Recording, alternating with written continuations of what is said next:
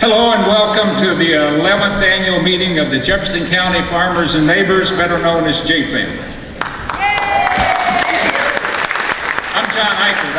I'm a board member and I'm also your MC or Master of Ceremonies for this year's meeting. And we want to bring you an enjoyable as well as an informative experience this evening. So our musical prelude has been provided by Emily and Mike Cantafio. They're a husband and wife jazz duo that's been playing together since they met 7 years ago in the jazz department at Columbia College in Chicago. And they perform throughout the southeastern Iowa at corporate events, weddings, graduation, and birthday parties. So let's give them a big round of applause and appreciation for their contribution.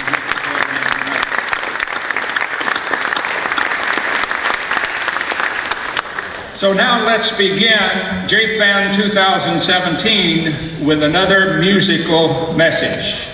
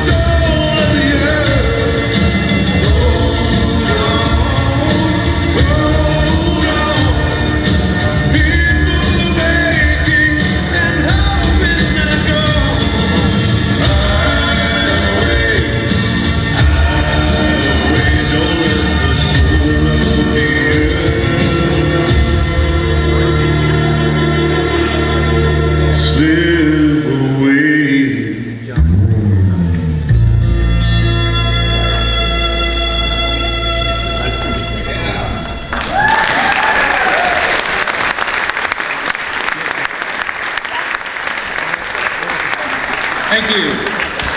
For those that have just joined us, welcome to the 11th annual meeting of the Jefferson County Farmers and Neighbors, better known as JFAN. We're glad that you're here. We particularly appreciate those of you in the audience who are public officials.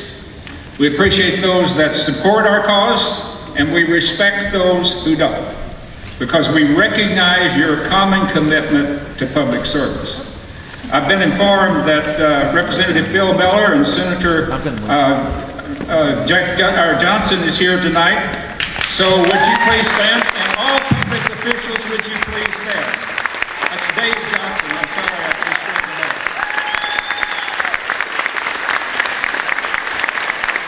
All public officials, please stand to be recognized. The theme of this year's meeting is breaking the grip of corporate agriculture on rural Iowa. Concentrated animal feeding operations, or CAFOs, are the epitome of corporate agriculture. The agricultural establishment, and that includes the Iowa Pork Producers Association and the Iowa Farm Bureau, have mounted a multi-million-dollar propaganda campaign to try to convince us that CAFOs are really no different than traditional family farms. But virtually all of the hogs and chickens in Iowa are either produced by non-farm corporations or under comprehensive corporate contracts that dictate virtually every aspect of those operations. And in most cases, the corporations even own the hogs and chickens. The only significant or important decision that the CAFO operator makes is whether or not to build the CAFO.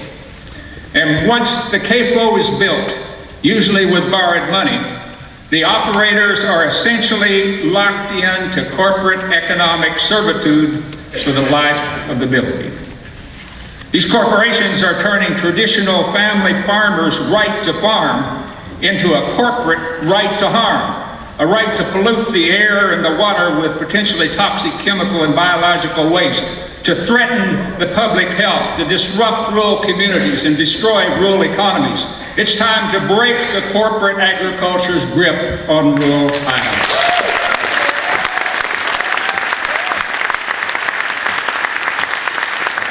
These corporations are purely economic entities. They're created to serve the common interest of their investors and shareholders, many of whom have very strong individual social and ethical values, but the only common interest they share is the desire to increase the economic value of their stock or their investment. With pension funds and mutual funds and electronic trading, most people don't even know which stocks they own at any given time. So profits inevitably take priority over people. We simply cannot allow the economic rights of corporations to take priority over the rights of people to clean air, clean water, safe food, and the rights of real farmers to farm.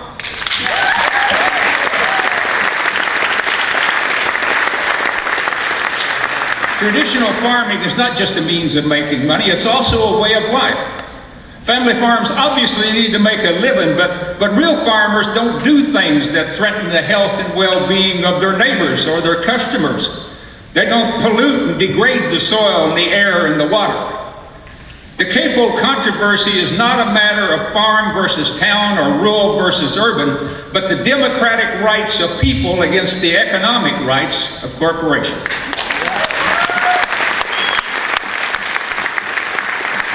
The majority of farmers in Jefferson County are not under corporate control, and many share traditional family farming values. These farmers have as much to lose as those of us who live in town. The long-run corporate strategy is to turn rural Iowa into an agricultural sacrifice zone where they're free to pollute and plunder as they please. They would turn rural Iowa into a corporate cesspool. And living in a cesspool is even worse than living on an island in the middle of a cesspool. Rural and urban people have a strong common interest in breaking the corporate grip on rural Iowa. The corporations are trying to divide us because the only power greater than corporate power is the power of the people.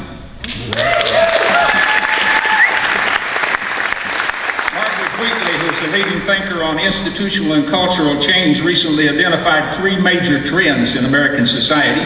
First, she said, was a growing sense of impotence and dread about the state of the nation. Second was the realization that information doesn't change minds anymore. And third was the clarity that the world changes through local communities taking action. There is no greater power for change than a community taking its future in its own hands. Amen.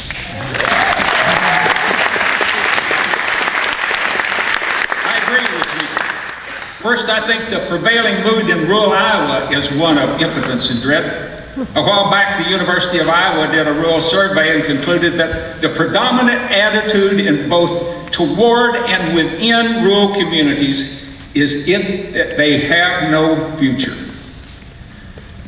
I think the recent election has shown that that's grown only worse since the survey. Second, I agree that information no longer changes minds. We JFAN have consistently pointed out that we now have more than 50 years of sound science and real-world experience confirming the negative environmental, social, and economic impacts of CAFOs on rural communities. Corporate agriculture has responded by hiring the big PR firms to greenwash CAFOs and create a new set of alternative facts. Many public officials continue to promote the CAFOs. The public doesn't know what to believe. So where's the hope for the future of rural Iowa? The hope is in the clarity that the world changes through local communities taking action. People in rural areas should use every legal means available to protect themselves. But we must also find ways to change the laws that affect CAFOs, including changing those that make the laws if necessary.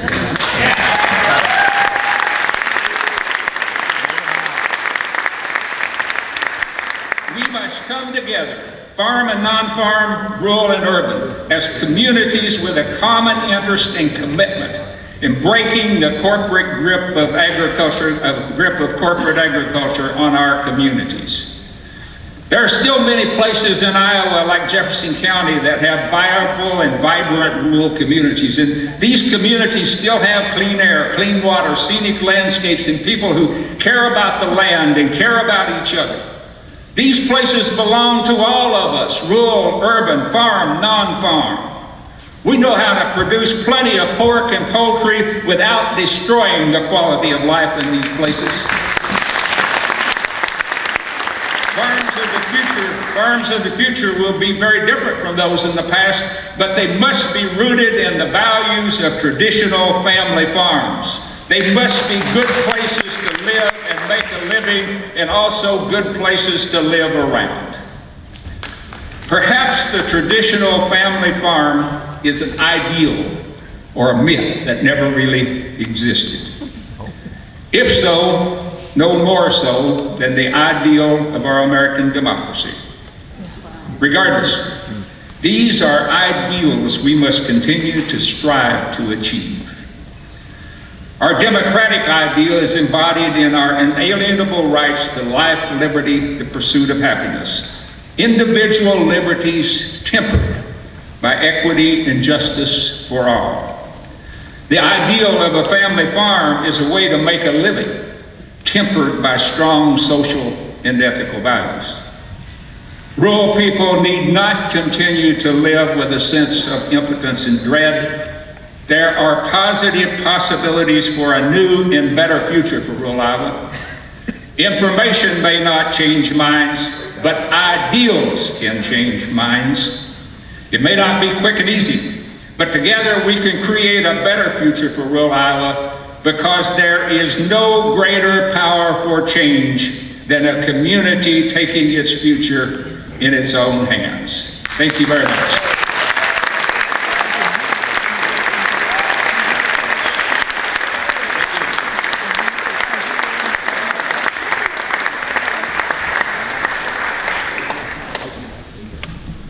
I'd like to ask those of you on the program tonight, come up and take a seat up here while I'm going through the next part of the program, if you will. Francis and Dean and Mike and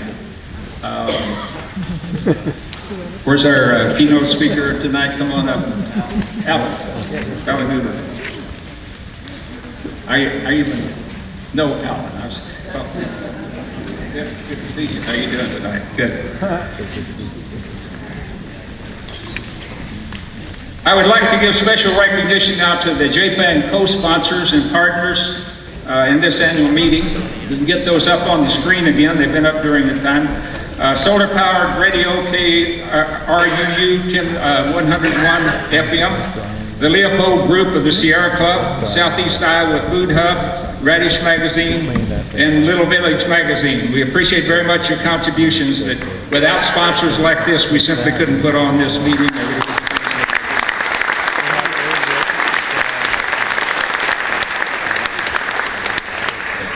Now it's my pleasure to introduce Diane Rosenberg. Diane is the President and Executive Director of JFAN. She has an extensive professional background in writing, publications, event promotion, and community organizing. Diane also is an Iowa consultant to the Socially Responsible Agriculture Project and is an organizational leader in the Iowa Alliance for Responsible Agriculture. All of these activities complement her work with JFAN. So please welcome Diane Rosenberg, the heart and soul of JFAN.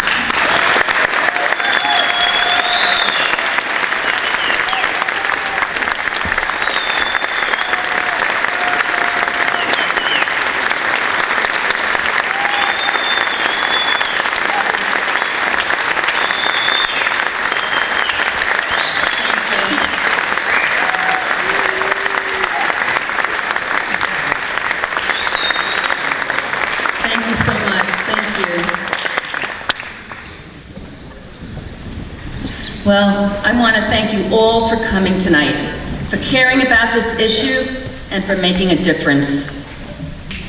My mother, she had a saying she lived by: you are only as old as you feel. And she embodied this belief her entire life.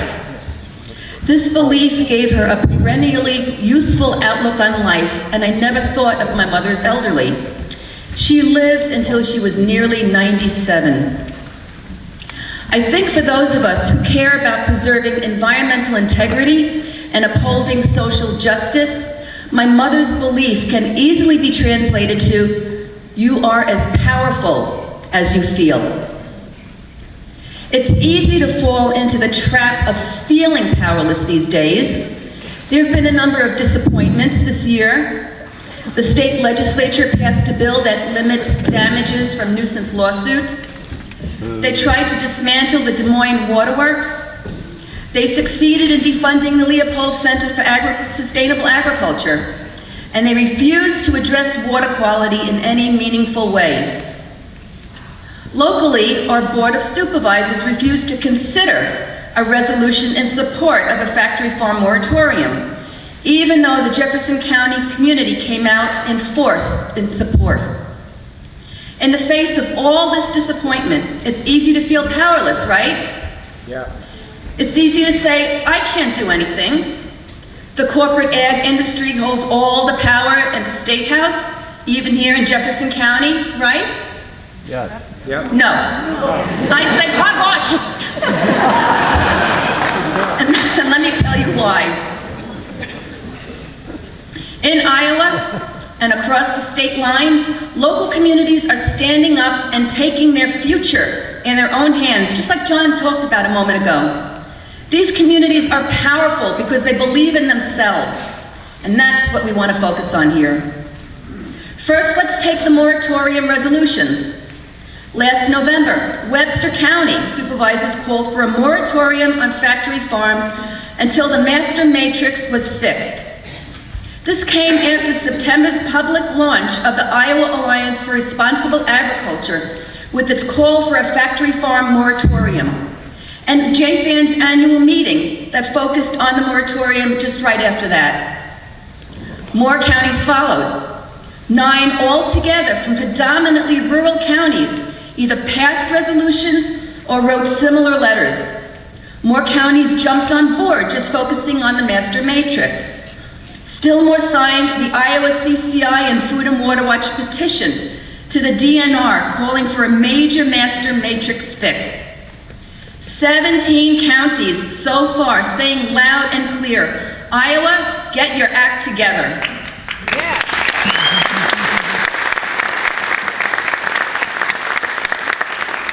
In fact, Howard County supervisors said they aren't even approving CAFO applications anymore.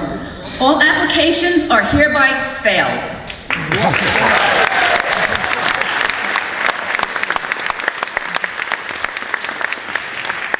Did those county supervisors throw up their hands and say, can't do anything? No, they faced this problem, found their power, and began a journey by speaking out on behalf of their constituents.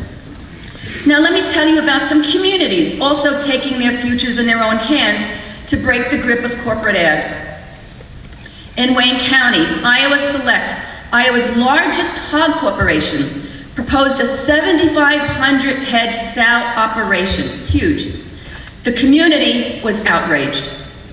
They formed a group and put nonstop pressure on Iowa Select and the DNR. Public meetings, calls, emails, letters to the editor. They tackled technical issues and pushed hard on every single one. The result? Iowa Select pulled out.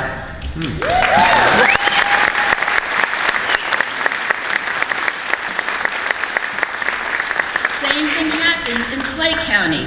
That community organized, also fought powerful Iowa Select and won.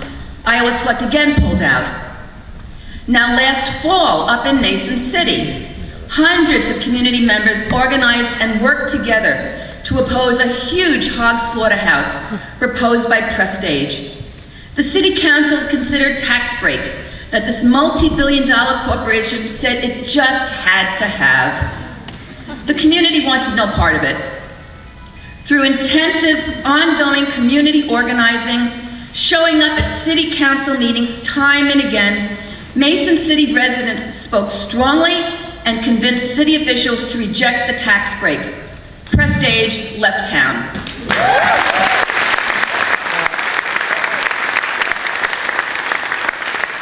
In September, just this past September, in the small town of Tonganoxie, Kansas, a home to 5,200 residents, the meat giant Tyson said it was building a $320 million processing plant to package 1.25 million chickens each week. The deal was negotiated with local officials behind closed doors. When the community found out, the roof blew off. Citizens Against Project Sunset organized, working with a coalition of local, state, and national organizations. At their first public meeting last month, thousands of people came in opposition. This is a town of 5,200 residents. Tyson didn't know it hit them. The Leavenworth County Board of Commissioners, their supervisors, backed down and revoked its decision to issue $500 million in industrial revenue bonds for the Tyson facility.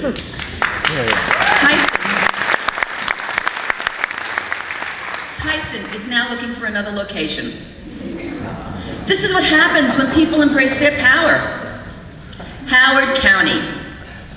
Up in Howard County, two 2499 head CAFOs were proposed on fragile karst terrain. Karst is a particularly bad place for a factory farm because it poses a greater risk of groundwater contamination that provides the drinking water for these residents. This community is a farming community. They tried every possible angle to stop the CAFOs, but they went in. But did the community give up? Absolutely not. They put covenants on their land. Covenants that would prohibit CAFOs from ever being built on their property. Covenants that also prohibit liquid manure application. These provisions transfer to anyone who purchases land in the future. Many of these properties are contiguous. 43 families, including 16 Amish families, signed these covenants. Over 5,000 acres are protected, and that's going to make it harder to build a CAFO, a future CAFO in that area. This local community took control of its future. And the thing is, this can be done here in Jefferson County too.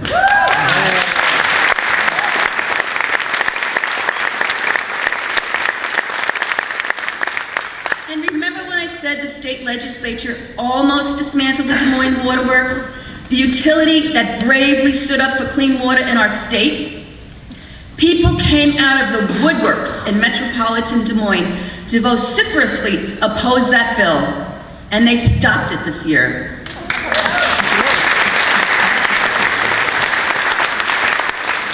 Now, I want to come back to our factory farm resolution campaign here in Jefferson County. It's true, we didn't get a resolution passed because of stonewalling by 2 supervisors, but let's talk about what did happen. Over 1,300 people signed petitions. Numerous letters to the editor appeared in the Fairfield Ledger. Dozens of people came out and spoke at numerous supervisor meetings or reached out to supervisors through emails, calls, or letters. Several articles appeared in the Fairfield Ledger covering this issue. We were in the news. We all worked together to say loudly and clearly, Jefferson County residents want a factory farm moratorium in Iowa.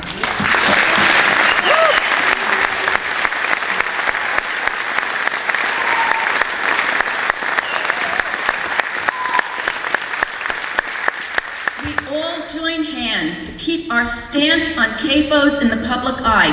In fact, everything we all do, from that campaign to coming to annual meetings, to speaking out and fighting back when unwanted CAFOs come into neighborhoods, or educating friends and family and others that we know, it all has an impact on protecting Jefferson County. If you look at the number of hogs in Jefferson County compared to our overrun neighbors in Washington and Keokuk counties, these counties who combined have a total of 1.3 million hogs and counting. It's very clear, together we are having an impact on protecting Jefferson County. This is how we and others around the state are working to take our community's future in our own hands. This is the power that we all have and that we need to use if we want to determine the future of our communities instead of having it dictated to us by industrial agriculture. We especially need to use it on the state level by demanding way better from our state legislators, or voting in replacements that support regenerative agriculture instead of factory farms.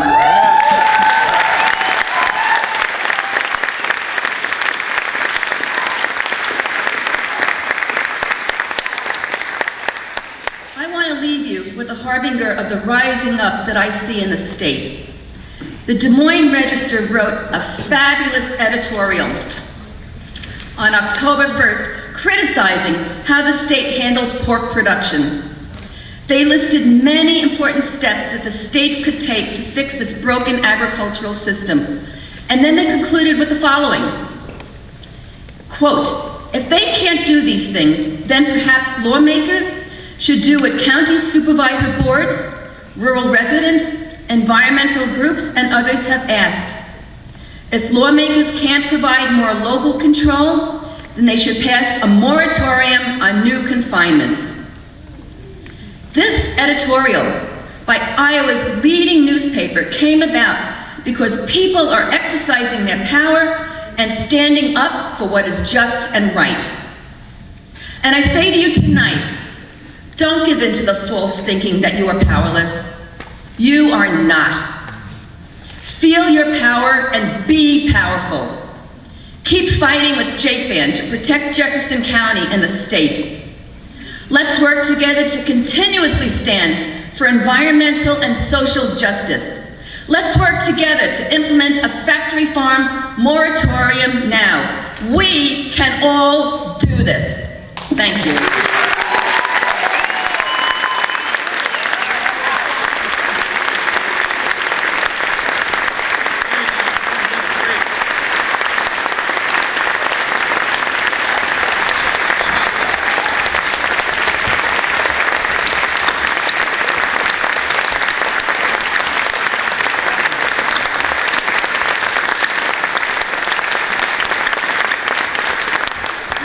To you, Diane. Our next speaker on the program is Draznin. Dean is a JFAN board member.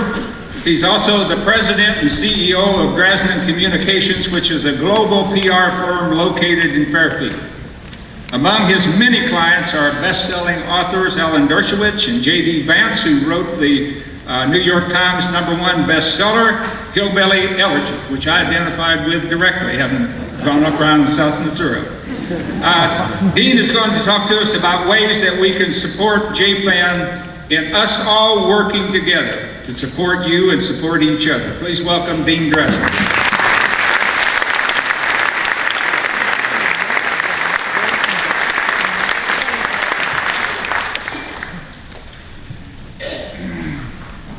Are you feeling worked up yet?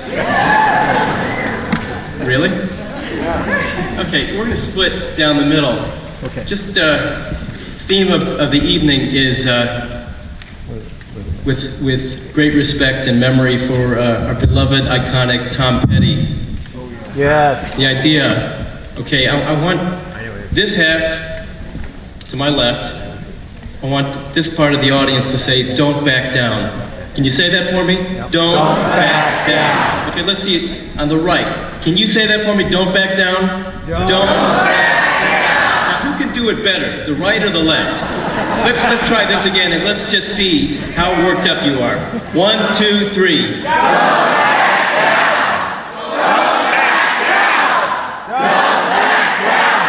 Don't back down. Don't back down.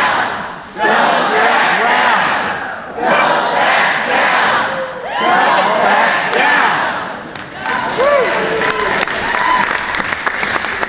Good start. You could probably tell I went to UC Berkeley.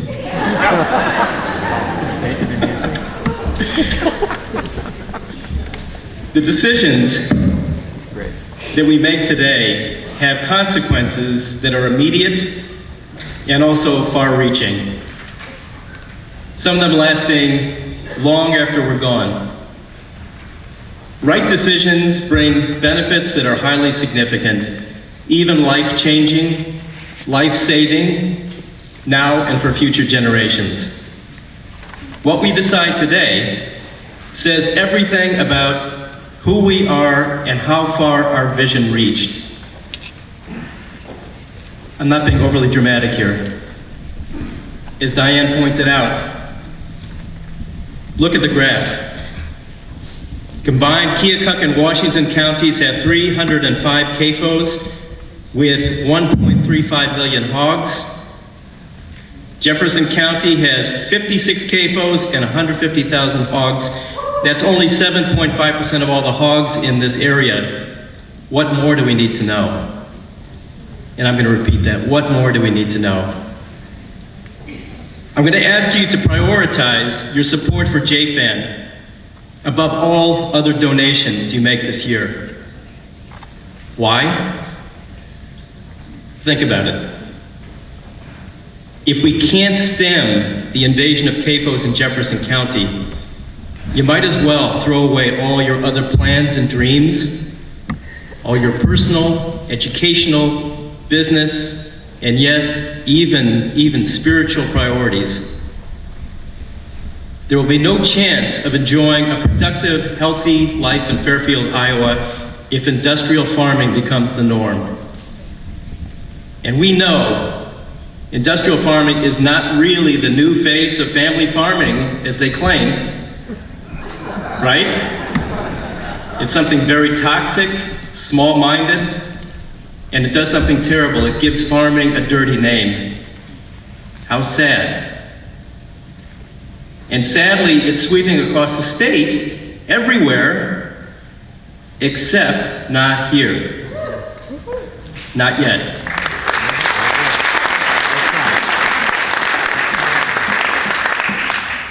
That's why we need to pull out the stops and support JFAN more generously than ever before.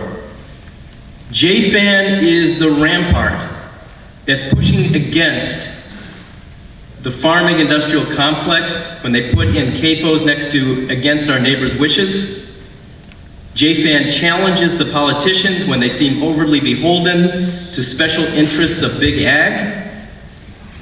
JFAN is not afraid to take on overly to take on corporate legal teams that try to bully us into submission, because we will not be bullied.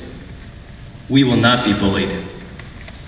As a member of the Iowa Alliance for Responsible Agriculture, JFAN is one of the big engines behind the movement to create a statewide moratorium on CAFO expansion.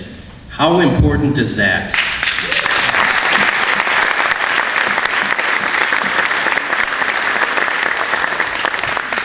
The vital work that JFAN does every day is priceless and time-consuming. It's a full-time job and a half. And folks, it needs to be, because make no mistake, the CAFO Invasion is a 24/7, meticulously planned, insidious campaign, without a conscience and unstoppable, unless we take a stand and don't back down. And that is where JFAN saves the day and continues to save us year after year. Without JFAN, we'd be goners. Drive by any CAFO on the way to Iowa City. We've all done it. And you can smell the stench even a mile away. And that, my friends, is the fragrance of the future. They don't care how many lives they ruin. They say, hey, it's a smell of money. Sounds cynical, right? But no, it's actually the truth. Smell of money. Truly, for the monolithic corporations behind it all, it's all and only about meeting 90-day fiscal projections, growing quarterly profits for shareholders and boards of directors, and that's it. There's no allegiance to you or me, or supporting the state's economy, or helping our neighbors who've been tricked into believing they'll make a healthy living as CAFO operators. It's a huge and ugly deception. For the farmers who wind up trapped in a corporate stranglehold, as well as for the general public that believes that their food is coming from bucolic family farms. But we don't have the time to wait for this travesty to become obvious to everyone. By then, it will be too late. We cannot give up all that we've invested in Fairfield all these years. We refuse to give up and roll over. We won't back down. We will not back down. CAFOs are not our destiny, written in stone. There is something that we can do. And folks, I think I can hear your checkbooks hyperventilating at the moment. And I think you should take them out of your pockets and give them some breathing room. As the greatest wartime hero of the 20th century, Winston Churchill, put it, never, never, never give up. I don't know about you, but I'm fighting mad. Are you mad? Yeah. Are you mad? Yes. Are you mad? Yes. Good. I hope so. So please join me and support JFAN and the tireless work of Diane Rosenberg and her team. Thank you, Diane, from the bottom of our hearts.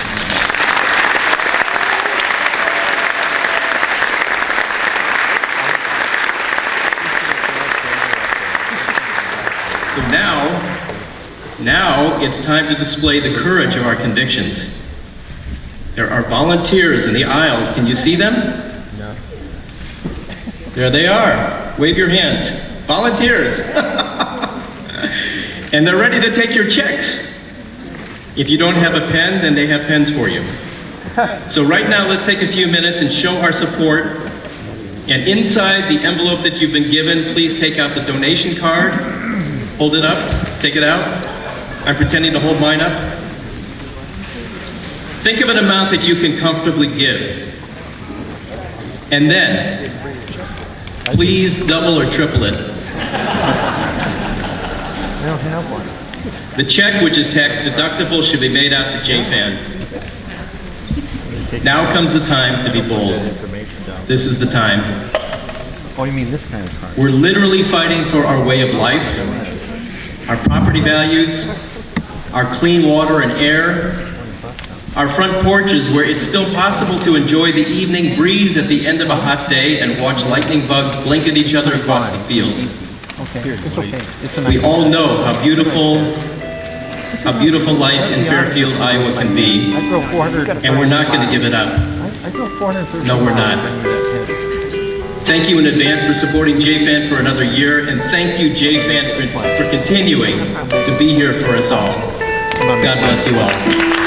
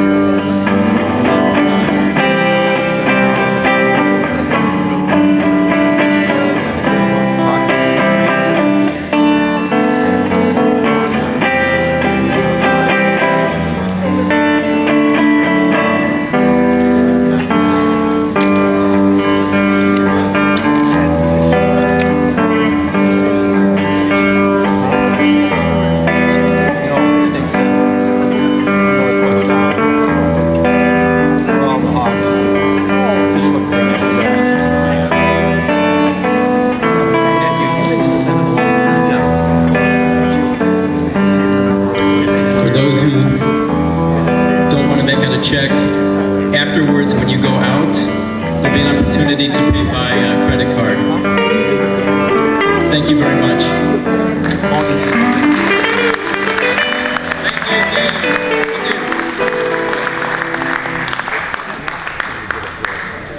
Thank you, Dean. Before introducing our next speaker, I'd like to recognize our corporate sponsors. If we could get the names of our corporate sponsors up on the screen, so you can read through those, and I'll give you a little bit of time to go right through those, rather than me try to read the names of everyone. I just want to make sure that you see them. They're also were shown at the beginning of tonight's program, and they're in your printed program as well. We want to recognize these sponsors because without their generous financial contributions, as well as those of you here tonight and our other JFAN supporters throughout the year, then JFAN simply should not carry out its educational and research mission. I'm not interested in belonging to a party anymore. Our next speaker on the program is David Syke. I don't have a party. David is a Fairfield attorney and JFAN's legal counsel. David practices general law with a specialty in CAFO nuisance suits. He's also chairman of the board of Noah's Ark, which is an animal shelter here in Fairfield. And David will give us a legal update, including pending legislation and litigation. David?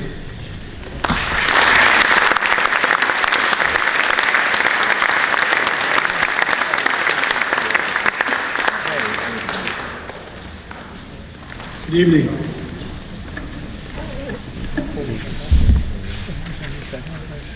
In talking with Diane in the weeks preceding the meeting, she kept asking me to please write out my speech and be very attentive to the 10-minute rule, because I think there's a hook that's going to come out the side. And I actually tried to do that a lot, but it didn't work that way. It's not how I wanted to communicate with you all tonight. The legal battle that's been going on now for over 4 years it's intense, and it's a story, it's a saga unto itself. And it's been my experience that talking to friends on the street and just hearing their understandings, it became clear to me that the legal circumstances that are going on in Iowa right now in terms of the CAFO fight are not clear. So I'm going to break my traditional silence tonight, and I'm going to take you into my confidence and give you an inside view of what is really happening in the legal arena. I'm not going to breach any attorney-client privileges or tell you something that I would, that the third parties that are here tonight taking notes to go back to my adversaries. I want to talk slow enough so you get everything down.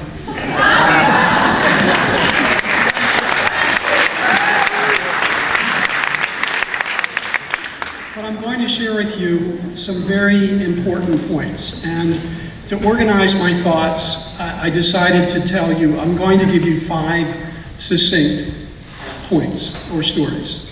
I'm going to start by saying that I'd like to thank the JFAN board for asking me to speak tonight. I'm very honored, and I'm privileged to share the stage with so many distinguished speakers. Tonight, my intention is to share with you an encouraging legal story that is generally just not known by the public. Given the limitation of time, I'm going to do the best I can, but I'm also going to participate in the panel at the end of the evening. And so those of you that have questions, I'll be able to take them there. So, by the way, Rich, since Dean had everybody dancing and singing, will you give me a wave at the 2-minute sign? Great, that way there's no way I can screw this up. Okay. Point number 1, going back to January, February last year, my colleagues, as some of you know, were out of town, well-known CAFO attorneys, Charlie Spear and Richard Middleton. We had our first big case in Batavia in January, February of 2016. We lost that fight. It was devastating for us, for the clients. I think everybody was disappointed. As time went by, Spear and Middleton informed me that, by the way, we're leaving the state. And all the hundreds of clients that we had in common in Iowa, and the cases pending in court, well, we're withdrawing as counsel. It was a moment. It was truly a moment. I had to give some very serious reflection on, okay, now what? I'm not a litigator by trade. I'm more of a general practice attorney, business attorney, whatever. So I started talking to all of my colleagues, and to my great surprise and delight, I was able to connect with a very prominent attorney in Des Moines. His name is Steve Wandro of Wandro & Associates.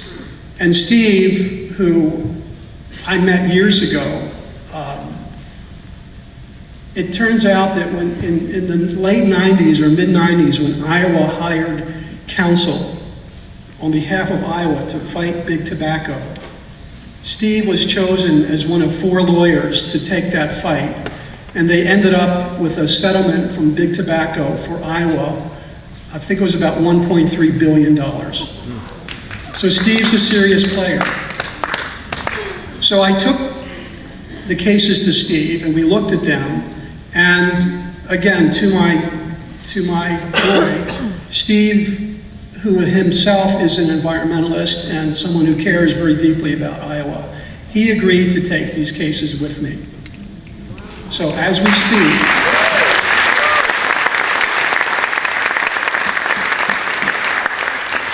I think he felt a little sorry for me too. I kind of dragged myself into his office and told him this story, and he looked at me and he said, that's really something. But Steve Wandro and his associate Jen DeCoke and I are the new legal team.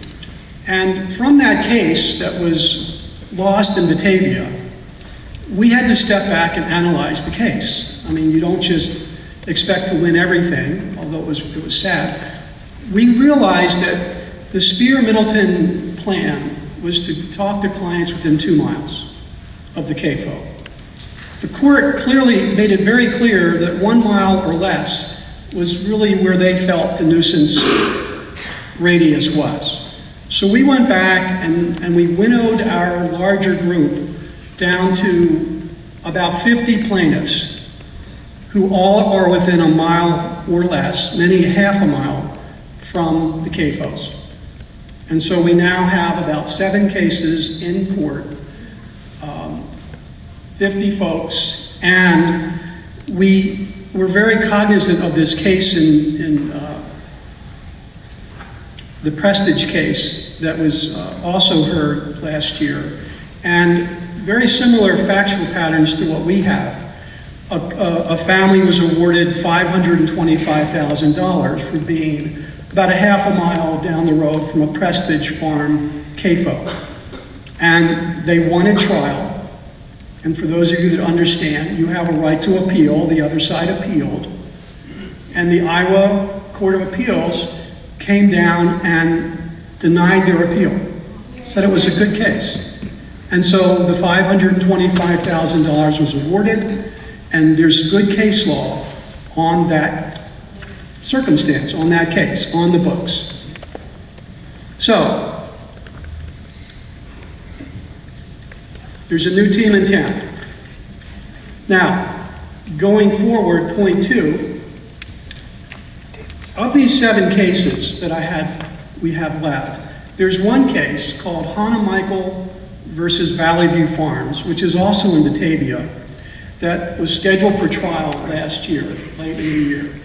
And a common question of constitutional law came up, which kept going at Iowa Code Section 65711. Now, for the non-lawyers in the group, what that law is, that is the Iowa Right to Farm law. That is the law that was passed in the 90s that gave CAFOs a significant advantage in protecting themselves from nuisance suits and made it very difficult to sue them. The Supreme Court in the mid-90s, in cases that came up, ruled that that law was unconstitutional. The Iowa Supreme Court.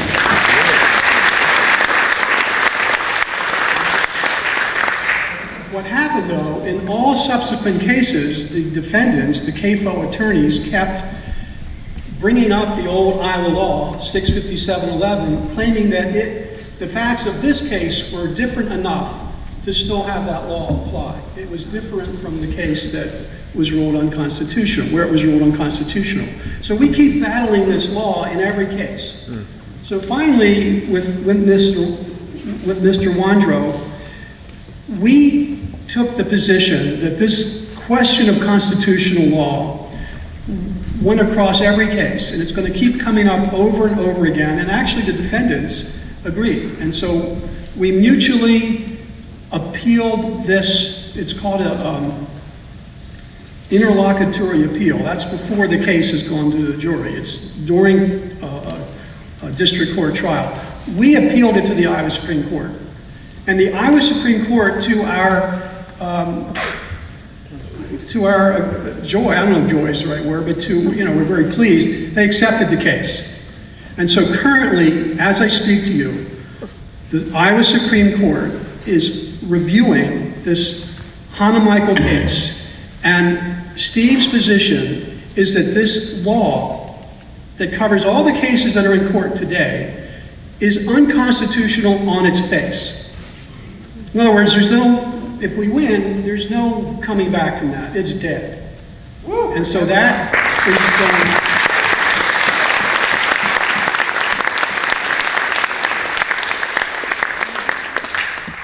I could go on, there's so much to tell you, but I have to keep going. So that is a real deal.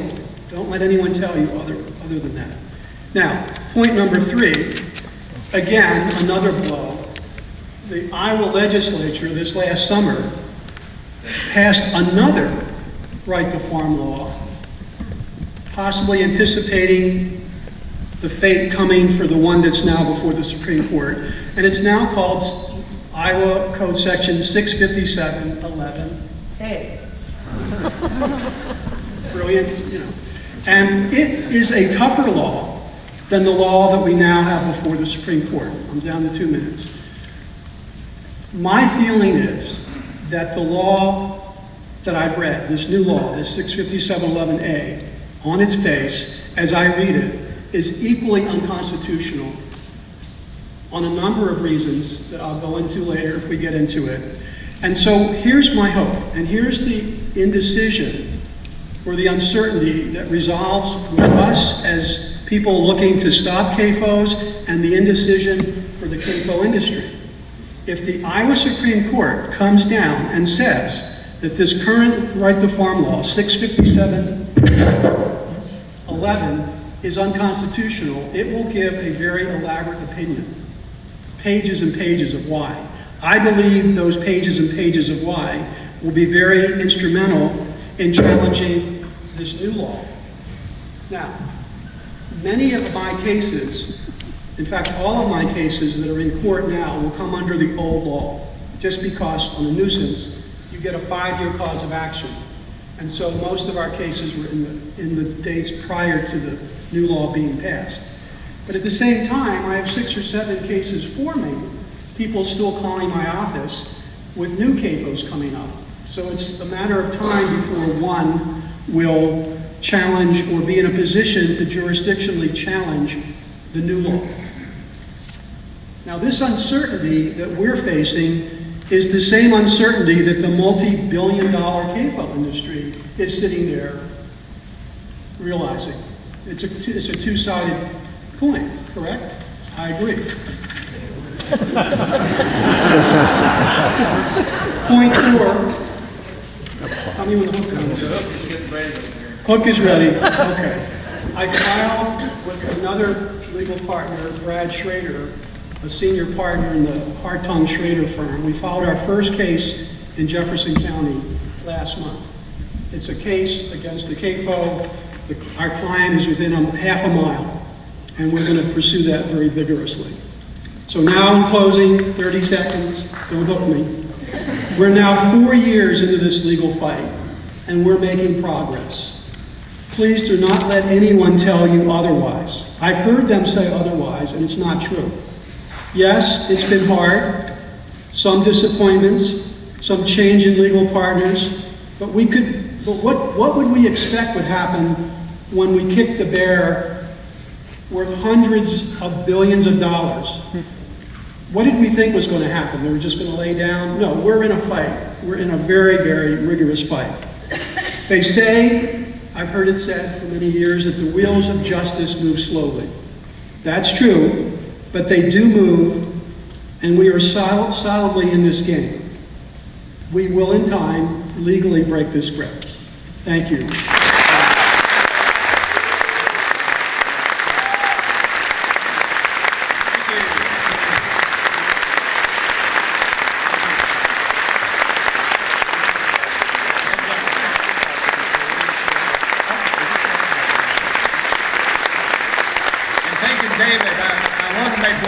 Perfectly clear. JFAN is not out here promoting lawsuits. We do everything we possibly can to prevent a CAFO from locating in a situation that will result in a nuisance suit.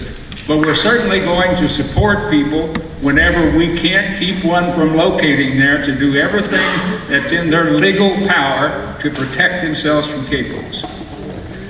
Next, I'd like to recognize the volunteers who've helped Diane organize this conference. If we could get those up, and I'll give you a few minutes to look at those as we go through, rather than try to read all the names. I typically stumble over names when I try to do that anyway, so you can read those. Okay. I want to acknowledge Diane's ongoing assistants, Chilan Chu and Kathleen Rapp, who provide JFAN and Diane with valuable support in administrative matters, and then also Susan Chapin, who does a great job of raising money so we can continue to carry out our educational activities and other programs.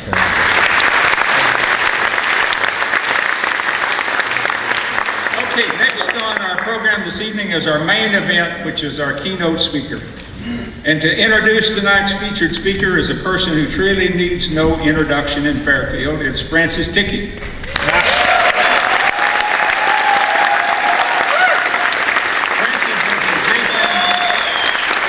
Francis is a JFAN board member. He serves on the National Organic Standards Board and is the co-owner with his wife, Susan, of Radiance Dairy, which provides many of us in Fairfield with our daily nourishment of grass-based organic milk and dairy products. So,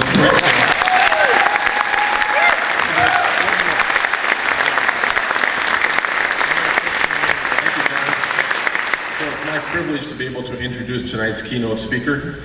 I've known Alan Guebert for a number of years, and even before I knew him, I knew about his writing. He has this column in a lot of farm magazines, and I've been enjoying it for many years. And I keep wondering how he gets away with writing the things he does. Maybe you can tell us that. So first, a little background on Alan. He was raised on a 720-acre, 100-cow dairy in southern Illinois. And that was back in the 70s when 100-cow dairy was a huge dairy farm. 60s too, okay. So, but nowadays, of course, a big dairy farm is 5, 10,000, 20,000 cows at a CAFO. But that's where Alan gets his work ethic.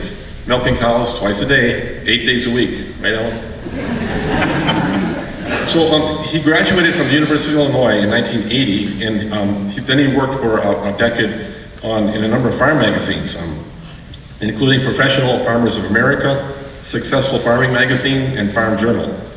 Then in 1993, he founded his own column called a weekly column on ag policy and ag politics. And he calls it the Farm and Food File. Today it's published in 60 newspapers in 26 states and 2 Canadian provinces. And Alan has won every major, every major award in ag journalism, and his peers long ago recognized him as master writer. And he has a book out, which you can buy out here tonight if you wish. It's called The Land of Milk and Uncle Honey. It's a collection of 50 of his weekly columns. And it's about what he says about people, work, and food, and what he calls the Southern Illinois Dairy Farm of my youth. The book is co-authored by his daughter, Mary Grace Foxwell, and has been described as a lyrical, almost poetic ride through the lives of a family farm where hard work, plenty of laughs, and great food was on the menu every day. And so you can get a copy tonight if you wish, and get it signed by Alan. So Alan's wit and wisdom comes out in his weekly column. I'm sure we're going to hear some of it tonight. But he has the ability to tell the apologists for industrial agriculture where to go, and they look forward to the trip.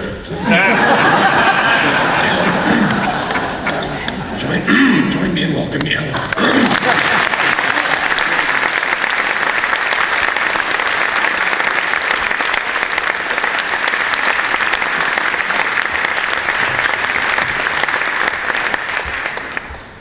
I always like shaking hands with the dairymen. They're so soft.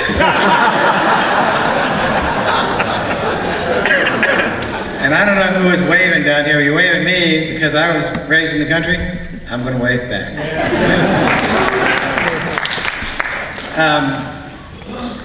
I did write my speech tonight. I usually don't. But I did tonight because I want to express exactly how I feel. And if you don't write things down, you tend to get carried away. And I'm getting too old to get carried away. The only thing I carry away anymore is a case of beer. But I first want to thank you for inviting me here to Fairfield tonight to address and hopefully inform and perhaps even inspire you and your heartfelt efforts to ensure your rural community remains both rural and a community. Not a one-sided legacy hollowed out by industrial ag. And I'm going to veer away right away off this beautiful script. I drove over here today. I live in Illinois, and just south of Peoria. And I know most people that hear Illinois, they think crooked politicians, right? So do I. But here's the thing about Illinois. We put our governors in jail.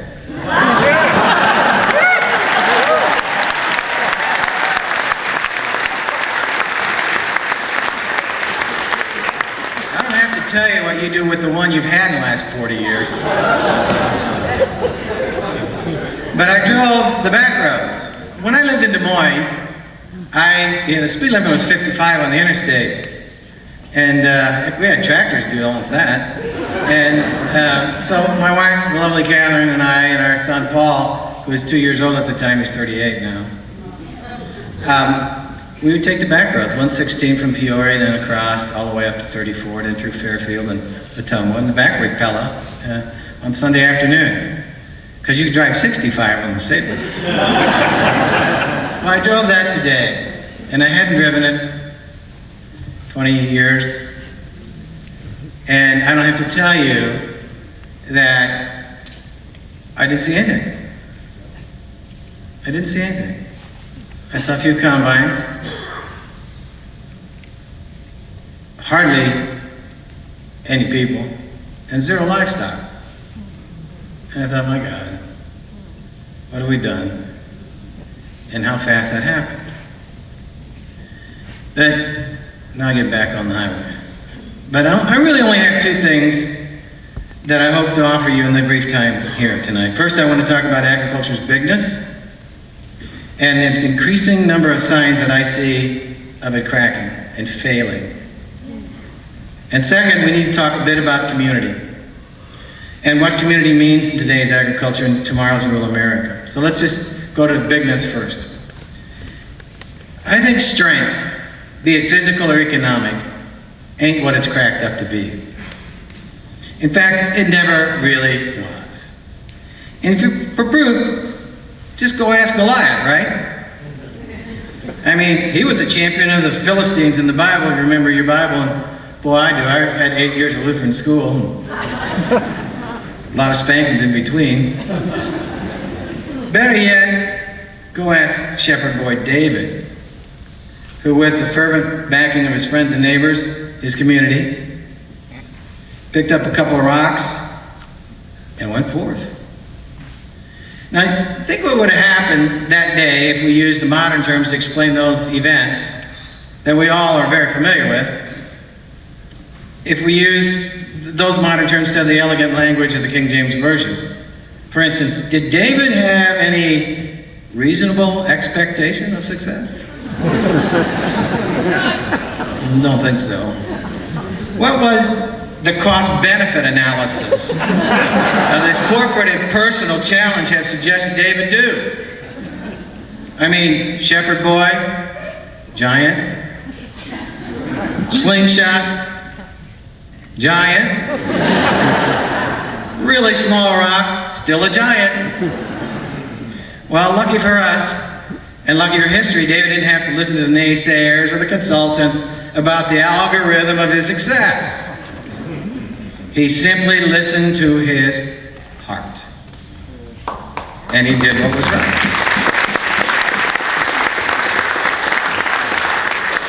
I think Big Ag is doing today what it knows is wrong.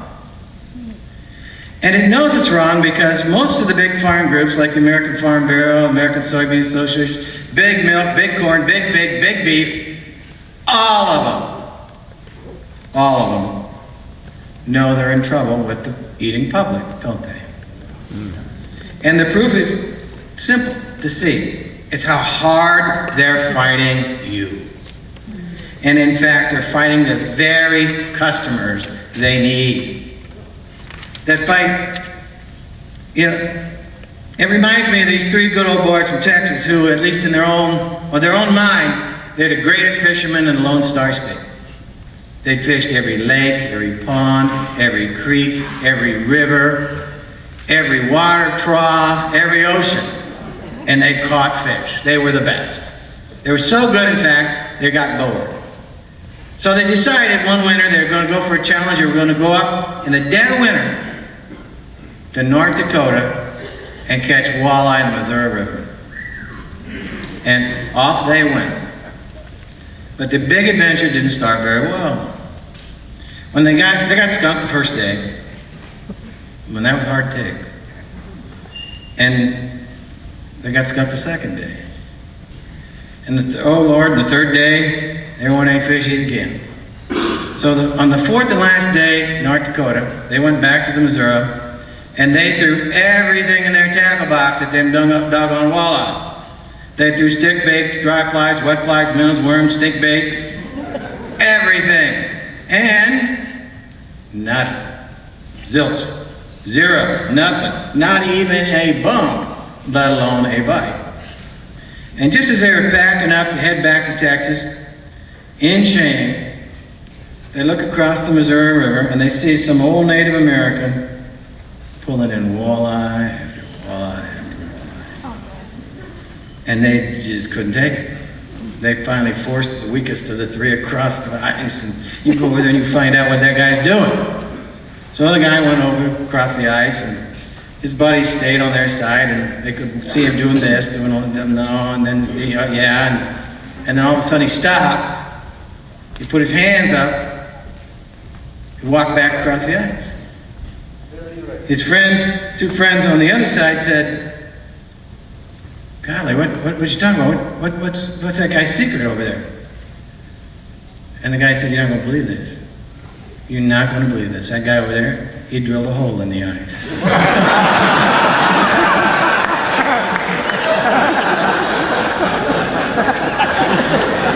Now that reminds me, that makes me think big ag is like those fishermen. They really know a lot about a lot of things. Like financial leverage, feed conversion, the point I didn't mention, returns, lobbying, exporting, asset management. But they're more interested in catching fish, making more and more hogs, more corn, more money, more exports, more influence, more and more and more of more, that they forget, or they look past, or they don't care about you. It's or your lakes, or your rivers, or your air, or your communities, or your culture. We forget that agriculture is a compound word. Food and culture. And culture is the biggest part of farming. I often said years ago that most people were jealous of farm boys like Francis and me, and they didn't know why. They said, "Boy, you're just raised on that farm. It was real good living." I know, "Oh, it's real good." But you know why it was real good? The food. The food. That fresh milk every day. You know, butchered hogs, butchered cow, Holstein. Poor unfortunate one. As my dad would say, that's the one who put more on her back than in the bucket. They were jealous of us because of the food. And they're still jealous of us because of the food. Each of these farm groups spends thousands and thousands of dollars every day, millions of dollars a year, mostly given them through mandatory checkoffs, but that's another speech, to fight for the very things you are fighting against. They fight for consolidation. They fight for dirty water. They fight for despoiled land. They fight for industrial food production. They fight for hollowed out towns, and they fight for empty communities. And I'm going to take another off ramp here, because in listening to the presentations earlier, and remind me never to follow John Ikerd, okay? I followed Earl Butz one time, and the only thing worse than following Earl Butz is having Earl Butz follow you. Because you're dead. He can't stand you. Or me. But Earl's dead now, so.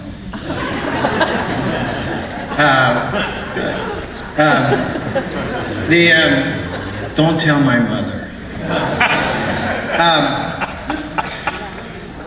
And this isn't an original thought, but it's the best explanation I've heard of what's going on today in our general economy, but what's been going on for the best 20 years in the ag economy. And that is, we hear over and over and over again about jobs and about jobs and about jobs. You know, anytime the CAFO wants to move in, well, it's jobs. Anytime anybody wants to build an ethanol plant, well, it's jobs. It isn't really jobs. There's not that many jobs there. But they build that argument of jobs, jobs, jobs, because it's a part of a bigger argument. And that bigger argument they make is called economic freedom. We need economic freedom. And that's the argument that our friends from Wichita, the Koch brothers, make. Economic freedom. You know, if we just had more freedom in economics, we'd have more jobs, we'd have a better economy, we'd have lower taxes, we would have, you know, I guess we'd all be eating ice cream.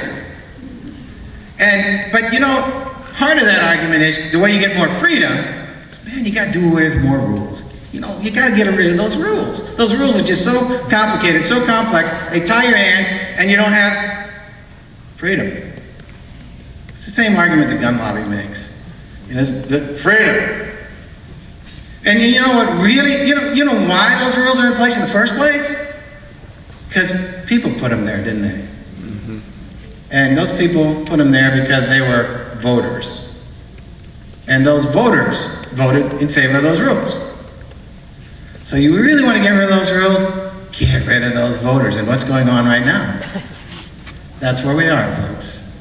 That's where we are. This is all part of the same argument we've heard on the farm for 20 years. It's a lie. It doesn't work that way. And when I look at these big CAFOs up and down the road, all I see are asset managers. I don't see farmers. What farmer would do what they're doing? You know, and they say, well, we're doing it for jobs, or you know, we're doing it for our kids, and this is a good way for my boy to get back on the farm. Yeah, $1 million worth of debt right out of college. That's a good idea. You know, there's an old saying down in Southern Illinois. It says, I didn't leave you all the money in the world, son, but what I left you instead was the world. And you know why it's a truism? It's true. Funny how that works out. So, how do we look at all these groups and the thousands of dollars, and how do you fight them? Well, you call their bluff. They never say what they're really there to do. But you know, we know what they're there to do.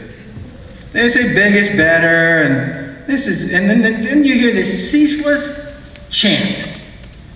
And I heard it in Iowa when I lived in Iowa as a foreigner, because I was from Illinois. Des Moines Register let me know that every day. A paper that Iowans read. What's the chant? We feed the world. We feed the world. Right. No, you don't. You don't. It's just that simple. They don't. And they could prove it any number of ways, of course. I wrote a column a year ago that highlighted new work from the Environmental Working Group. And it was really fascinating stuff. And what it said was, you know, Big Ag talks about exports, exports, exports, and that's where the game is, you know. It showed, the Environmental Working Group research showed that less than 3% of all the grain shipped out of America goes to the 100 most malnourished countries in the world. That's where they need to be fed. We're sending 3% of all our exports to all those nations combined. And of course, we, not coincidentally, we send 90% of our vast food exports to the best fed 17 nations in the world. On the face of it, that makes perfect sense. As a nation, we sell food to people with money. And conversely, if you have empty purses, we send you down the road empty-handed. There's more proof of this coldly financial approach arrived in the news just the other week. The House passed U.S. House passed its budget resolution, which is really just a placebo or a bottle of ketchup to get a tax cut through, of course. We know that. But, so nobody read the bill. Oh, baby, you should have. Because right now, our nation, since about 2014, has spent $2.14 billion per year on food aid overseas. $2.14 billion. And I emphasize that because the House bill proposes to eliminate $1 billion of that in the Food for Peace program, which has started way back in the 50s. But we're going to eliminate that because we don't want to feed hungry people who might be our enemies, do we? We want to stay America first. We want to stay and keep the food here. Not that we're running out of food, but we just don't want to give it to people. Well, we just don't want to give it. And it also includes a $200 million cut from the McGovern Gold Child Nutrition Program. That's for food, send food overseas. We don't want to do that either. So that's $1.2 billion out of the $2.1 billion that's in the House budget. When asked why you would cut food aid, the answer from the Trump White House was, on both cuts, well, we got to cut someplace. This is how easy it is, folks. This is how easy it is to legislate. Just gotta cut someplace. And if nobody rises up, then it'll sail through the Senate too. Evidently, the Senate and House Ag Committee is gonna work on that. I wouldn't be so sure about it though. Why these cuts now? They can do it. They can do it. They're in charge and you're not. And you know, it's like that governor of Massachusetts long ago. He's campaigning hard around the state all day long. Campaigned for re-election. Boy, he had a tough election. He went to 8 or 9 different towns, kissing babies, shaking hands, and by 4 o'clock in the afternoon, he was exhausted, thirsty, and hungry as a grizzly bear. And lucky for him, his next stop was a church picnic. So he gets in line with everybody else, goes through the line, gets to the fried chicken. Lady, big fork, puts a piece of fried chicken on his plate, and says, move on. He turns around and goes, man, he says, I haven't eaten all day, I'm really hungry, could I have 2 pieces? And she said, no, if I give you 2 pieces, somebody back there won't get a piece. 1 piece is fair, that's for everybody, so please move on. Oh, ma'am, he says, I'm really hungry. I really, do you know who I am, ma'am? I'm the governor of the Commonwealth of Massachusetts. The lady looked at him and said, do you know who I am? I'm the lady with the chicken.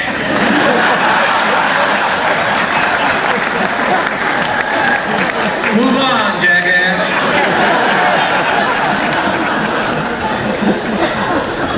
Doesn't that sound like somebody we all know?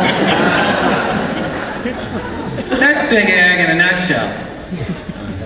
They always want special treatment for who they are, not what they do. In fact, they'd be perfectly happy if no one ever knew what it is they do.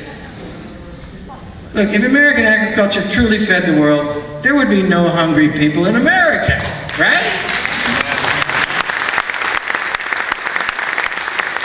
But we know there's every night 60 to 80 million people in America don't have enough food. I ask you walk into any grocery store, anywhere, in any state in America, what are you going to find? Food. It ain't like we don't have it.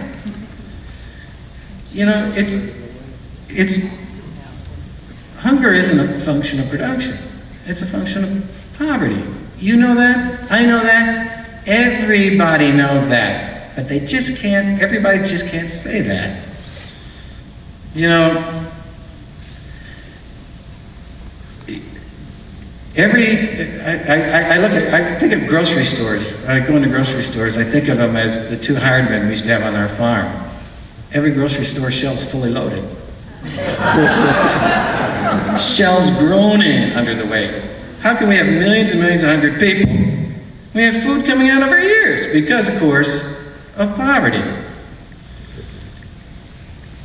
There will always be hunger in America as long as there's poverty. It's got nothing to do with food. And that's not heresy, that's reality. It's not complicated, it's simple. The whole feed the world belief puts me in mind of another story. A little town down deep in southern Illinois in the Bible Belt that held only 2 noticeable features. One was a huge evangelical church, and the other was a small but very successful tavern. Well, as you might imagine, the church was powerfully unhappy about a whiskey-selling, jukebox-owning, pool-playing den of hell-raising iniquity right in the center of their otherwise righteous little town, and they set out to do something about it.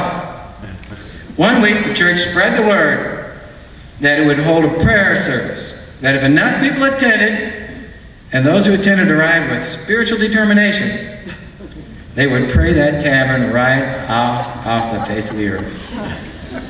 And don't you know, that's just what happened. Hundreds upon hundreds of people prayed that tavern would be destroyed, and don't you know, that night, powerful lightning storm rose up, and, oh yeah, lightning hit that tavern, and it burned to the ground before one person could lift one finger or one bucket to save it. A week later, however, the tavern owner filed suit against the church for the loss of his business. He claimed the church, and only the church, prayed for his destruction. To the church's awful surprise, the local judge ordered a bench trial and listened to witness after witness confess that they had indeed prayed for the church's demise. Before the tavern keeper could even take the stand to present his side of the case, the judge issued a summary judgment that was one sentence long.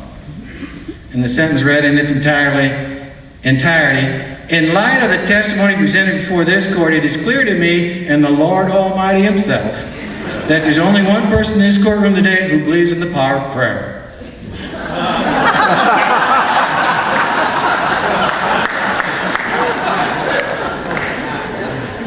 That's where we are with Big Ag right now. They're praying. They're praying. They're hoping they'll just fold your hand and walk away. They huff and they puff and they bluff in Des Moines and in Dubuque and in here in Fairfield or in Springfield, my home state, or in Washington, because they can't be honest with you. They can't. And they can't be honest with you because you know that no one can put 5,000 cows or 50,000 sows on a postage stamp and expect anything good to come from it.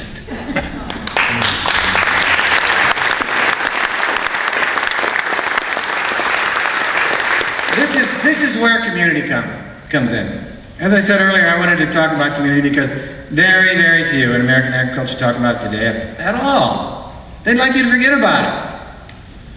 Instead, they want to talk about the price of corn, they want to talk about trade deals, even if that whole talk boils down to rubbish like free trade's good. And we repeat endlessly and mindlessly the catchphrases that aren't just false, they're patently false. Like, GMOs are needed to feed the future billions. Well, GMOs, love them or hate them, aren't needed to feed the future billions. In fact, we're producing enough food right now to feed everyone, as we well know. How do we know this? Because we can add. There's even a more obvious reason. And we know this too. 30 to 40% of all the food grown in America is thrown out. Years ago, I was in India, and I was shocked to learn that enough food spoils in India, not like they don't need food in India, because of no refrigeration and bad roads. How much food? Fruit and vegetables. Fruit and vegetables, enough fruit and vegetables rot each and every year in India, the equivalent of all the fruits and vegetables raised in Australia. Think about that. Massive amounts. Massive amounts. And, you know, just one more note about GMOs, and feel free to use this, and feel free to say, well, that goofball from Illinois told you this, and that'll make it all right with everybody. More than 95% of all the corn acres planted in the U.S. this year were GM. And we're told they're needed to feed the world. Well, if that's true, why is 43% of all this year's 15 billion bushel crop going to ethanol? Do I need to tell people in Iowa that ethanol is fuel, not food? I don't think so. You know that, right?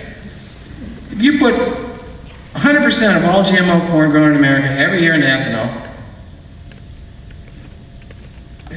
you'd still have enough corn, enough food to feed America. That's irrefutable. Irrefutable. We started the ethanol program. I'm not a big fan of ethanol, maybe you can tell.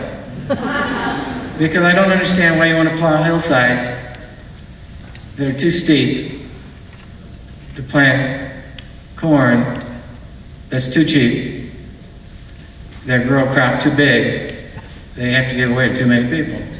Now you add up, you know, I'm not really good at math, but you had two and two and two and two, and you got too much. And you shouldn't be doing that. It's irrefutable, but all of this feed the world is all a false narrative. It's all what they want you to buy.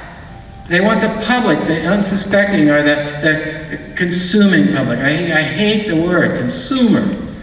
I think there needs to be a large discussion in agriculture about the words we use. because it's the words, it's their words. It's not yours. And their words, and they're good at it. They spend millions of dollars putting farmers through training, social media training, or media training. Well, I'm in the media, and I don't even think I'm housebroken. But it's all to convince you that they're doing it right.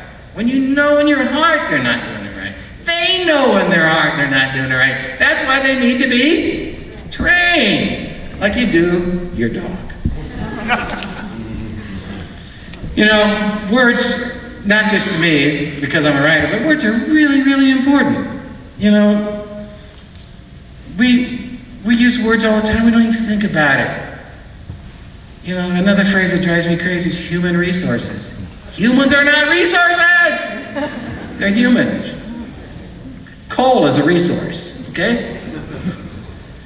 Unemployed, employed, rural, industrial, Republican, Democrat, alive or dead. We need to pick our vocabulary and use it wisely. Let me read you something I came across last year that tackles the very language we all use when we talk about today's communities, and how that uncareful language, that uncaring clinical language, leads us away from community.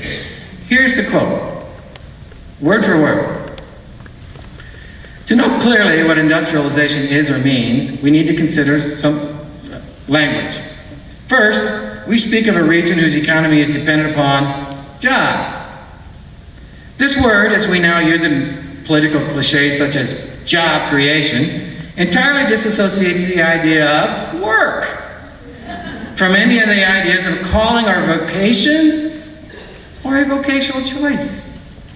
A job exists without reference to anybody in particular or any place in particular. If a person loses their job in eastern Kentucky and finds a job in Alabama, well, they cease to be what? Unemployed. Or have to become employed. It does not matter who the person is or what the job is. Employment and job completely satisfies the social aim of the industrial economy and the industrial government.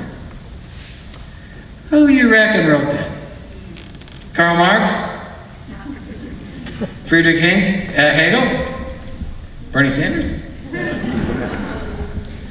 No, it was written by one of the kindest, gentlest men if you ever have occasion to meet. Wendell Berry. And it was part of an essay he wrote called Local Economies to Save the Land and the People. In the essay, he argues that not only do local communities have a desire and talent to build their own communities, many already are.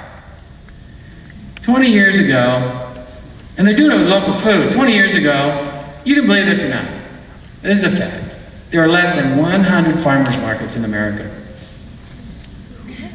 Today, there's almost 10,000. Yeah.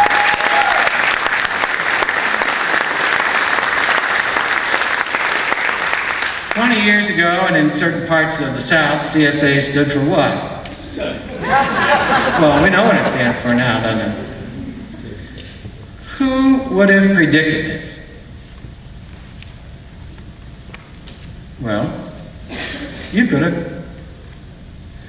Indeed, we all could have if we remember that agriculture is always changing.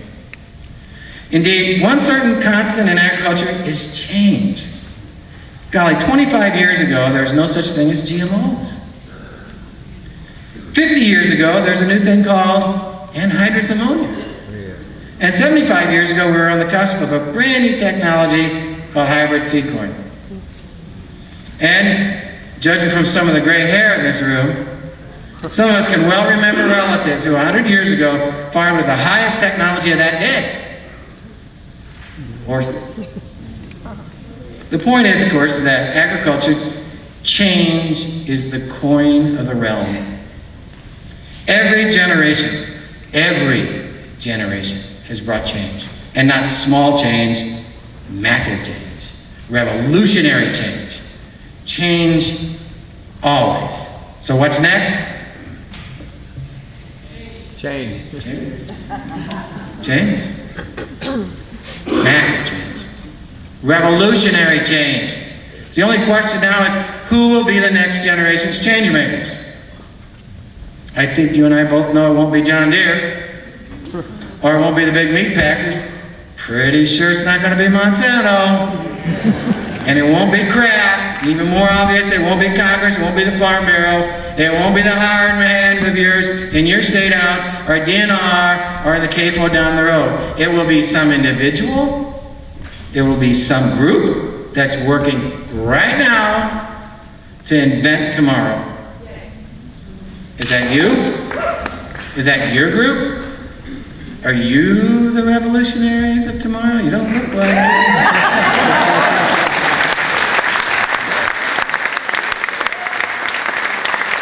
Of course you are. Of course you are those revolutionaries. You know why? You're here. You're here. You show up.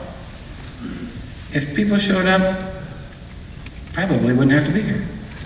Think about that.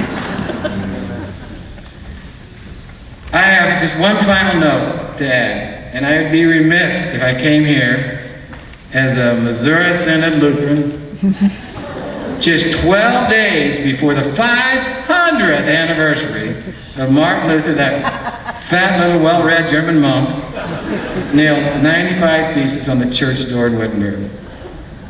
Just think about that.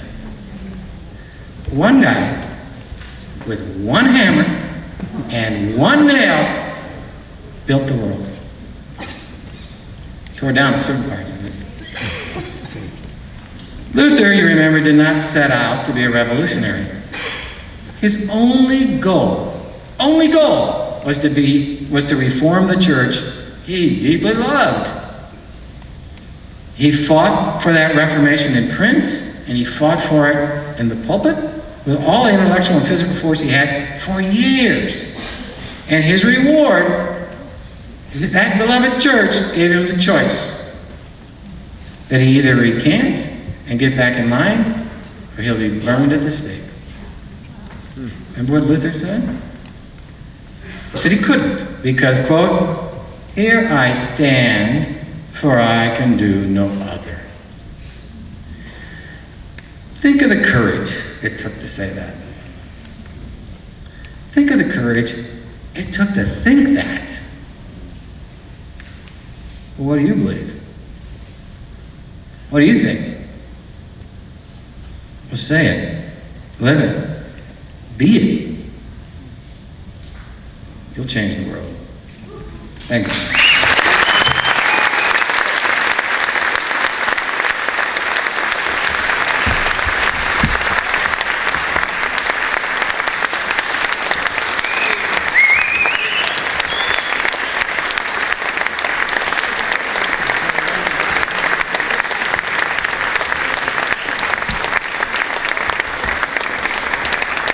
Thank you very much, Alan. Stay with us a little bit longer. We have one more speaker, okay?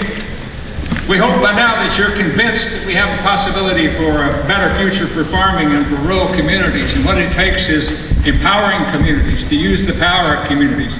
And so our final speaker, Mark Carberry, is a county supervisor in Navin County that is actually walking the talk of community empowerment. And we wanted to bring someone here that's actually doing the things that we're talking about. Mike is a supervisor in Johnson County. He's also a professional environmental advocate.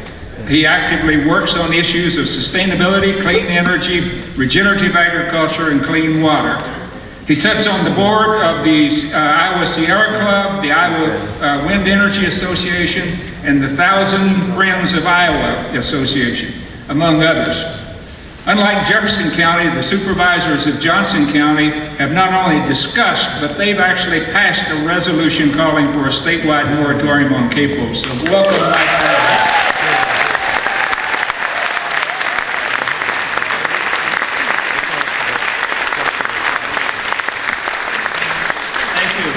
Great to be here.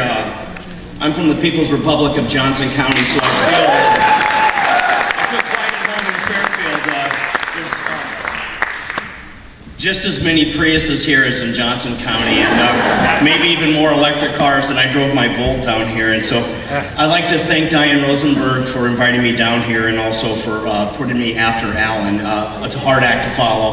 So thanks, Diane, and what a great work she's done, not only with JFAN, but with the Iowa IARA and all the other work that you have done. I first became aware of JFAN maybe 15 years ago or so, when I think you were, a gentleman named Dave Murphy was working to fight CAFOs, and I think he was actually employed by JFAN back in the day, and he was a CAFO fighter like none other. And he taught me one thing, as every time you go out to a restaurant, you ask them, where do you source your meat? And I didn't understand that for a while, and then he kept doing it and kept doing it, and if they had CAFO meat, he wouldn't eat it. And so we started going to all these restaurants, and they were a little bit more expensive, but they sourced their meat locally, and it was grown from farmers like Chris Peterson and from Nyman Ranch, and so it was non-CAFO meat. And so I actually grew up in Benton County. My dad was a large animal veterinarian, and I tell people that I wasn't raised on one family farm, but I was raised on 100. Because I was with him all the time after school and on weekends, and I was the pig catcher. I was the one that had to go out and catch the pigs and hold them up like this while he castrated them. And that's what farming's all about. And I know what a farrowing hut is. And they don't have those anymore unless you raise your pork sustainably, like Chris Peterson and the Nyman Ranch stuff. So I grew up not only catching pigs and baling hay and everything else, but I grew up skinny dipping in the creeks and the ponds of Benton County, Iowa. And it was a wonderful childhood, and I spent a lot of it on those 100 family farms. But I learned a work ethic from them, and I also learned a conservation ethic. Those farmers took care of their land, and they took care of their animals, and they treated them humanely. And it was just a wonderful thing to learn. I was also a Boy Scout, and I learned a lot about conservation there. And then I went off, and we moved to Iowa City, and I became kind of a dope-smoking hippie and a few other things, but graduated from college, moved to California, moved back, and I was an antique dealer for many years. And then in the year 2000, Al Gore changed my life. I was a political activist, and I always backed the winner of the caucus, and I think in that year I was behind Bill Bradley. And Johnson County was the only county that he won in Iowa, and but then I backed Al Gore, and I said, well, he's got a book, I should read that. And it was called Earth in the Balance, and it was about global warming, and I had never even heard the word global warming before. And then I realized that global warming was the issue that was going to be the defining issue of our generation, and I realized that I needed to do something about it. So I quit my job as an antique dealer and became a professional environmental advocate. And boy, it was a good decision, saving the planet, but boy, that didn't make any money at all. It was a struggle. So I also started getting involved in renewable energy and then sustainable agriculture. And I got involved with this group called the Iowa Renewable Energy Association, and through that, I was awarded a seat on the Iowa Farmers Union. This is where I met Chris Peterson. And they were fighting for sustainable and regenerative agriculture and doing agriculture the way that I grew up learning it. And so it was such a wonderful thing to do that, to sit on the board of the Iowa Farmers Union. And then I got to meet Dave Murphy and meet the people from JFAN and everything else. So I then became a professional lobbyist, an environmental lobbyist, and I spent a lot of time up in Des Moines. That's not a great place. And one thing you learn really quickly is who has the power. And who has the power up in Des Moines? It's the Iowa Farm Bureau. Nothing ever passes unless the Farm Bureau wants it to pass or doesn't give a crap. And so you learn really quick where the power lies. And so, let's see here, I'll drop my speech and so it's out of order now. So I also learned that elected officials aren't very bright, most of them. They also don't have much backbone. But they're also controlled, a lot of them, by the Iowa Farm Bureau. And especially rural Democrats. They're afraid of the Farm Bureau, just like a lot of elected officials are afraid of the National Rifle Association. They're afraid they're going to lose their job if they vote the wrong way. And it's really a problem. So as I was just about ready to go broke, being a professional environmental advocate, because the good guys don't have any money or don't have very much money. So I realized that elected officials, I said, well, I'm brighter than most of these people and I have more backbone than they do. So maybe I should become an elected official. So I ran for county supervisor in Johnson County and I got elected. But even in Johnson County, where the Democrats outnumber the Republicans 2-1, I realized that all Democrats are not cut from the same cloth. We actually had a couple chamber Democrats on our board, and we had a Farm Bureau Democrat. She was a farmer, and all she cared about was whatever the Farm Bureau cared about. So they couldn't do anything really progressive because they didn't have 3 votes to do it. We have 5 supervisors on our board. So when I was elected, I was the 3rd real progressive person, and one of the first things we did was we passed the minimum wage in Johnson County. We raised it to $10.10. That pissed off a lot of people in Des Moines, and the last legislative session, they kind of took that away from us. And they also took away local control. Now, local control is really what CAFOs are all about. It's really what farming is all about. We don't really have any local control. The state code says that we don't. We don't regulate farming as a business. It's the #1 industry in the state of Iowa, yet it's hardly regulated at all. And I don't think that's right. So we wrote a letter last fall of 2016. We wrote a letter because we have no control and CAFOs are popping up all over the place. You saw a graphic here earlier. Washington County has 22,000 people and 1 million pigs. That is a lot of hog crap.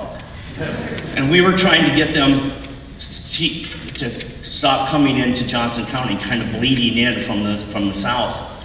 And if you know anything about the master matrix, it's how they control the large CAFOs.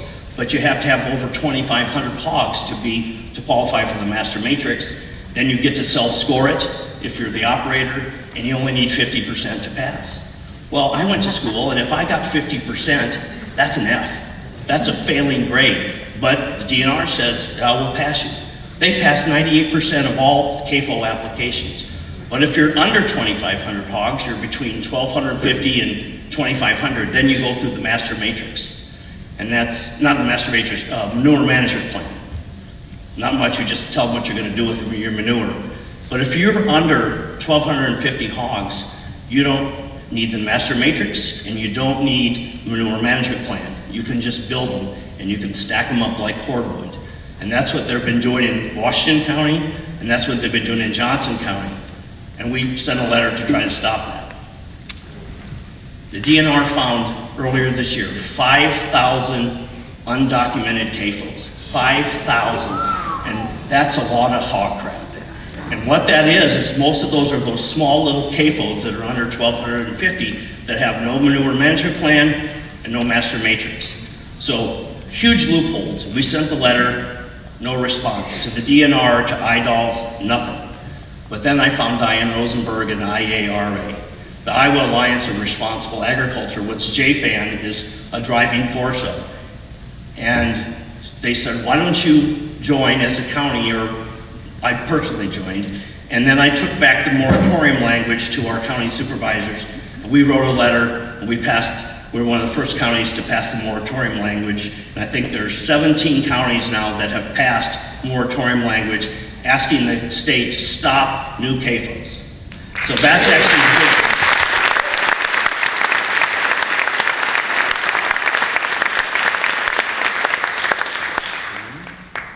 So I also am a proud member of the Iowa Citizens for Community Improvement, Iowa CCI. And they're a bunch of rabble-rousers themselves.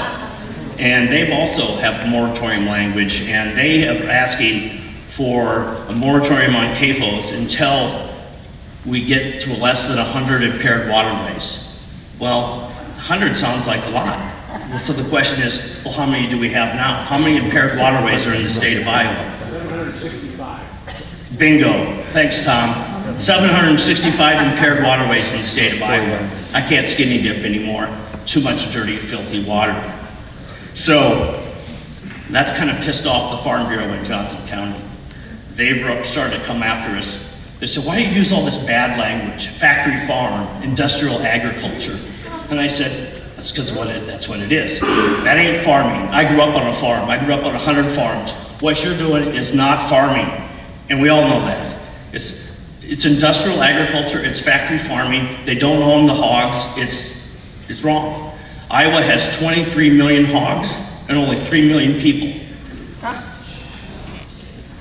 A hog produces about 7 times as much solid waste as a human every day.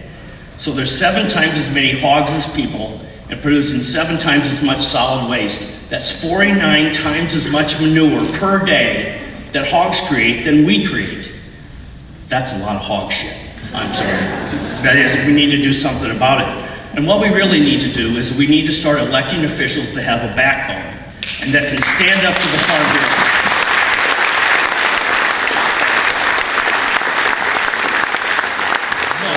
Some of those are going to be Democrats, but like I said, not all Democrats are cut from the same cloth. Hold their feet to the fire. Find out what they're going to do about CAFOs. Find out if they support a moratorium. Some of them might be independents, like David Johnson, who has a backbone, and who left the Republican Party because of things like this. See Tom down here. Tom's left the Democratic Party because a lot of the things that he stands for, they don't stand for anymore. So it's not all about Democrats, it's about backbone. And what also need to do is to need to get involved in every election. In Johnson County this year, there were 52 open seats in school board and city councils. That's where our bench comes from. That's where our next elected officials at the State House were. I see Mr. Miller right here. Congratulations to him. He's a large animal veterinarian, he knows what I'm talking about. So, the Republicans have done that for years. They've got their bench. They've run people, I don't necessarily agree with, they don't believe in climate change and they don't believe in evolution and they don't want that stuff taught in their schools, but they run their people for the school boards. They run them for city councils. And then those people eventually get to the State House. But we need to start running people that have a backbone on those races, in the city councils, in the school boards. We need, if they're running for dog catcher, we need to elect progressive people that have a backbone that'll stand up to the Farm Bureau. So, one of the most important races that's coming up is the governor's race.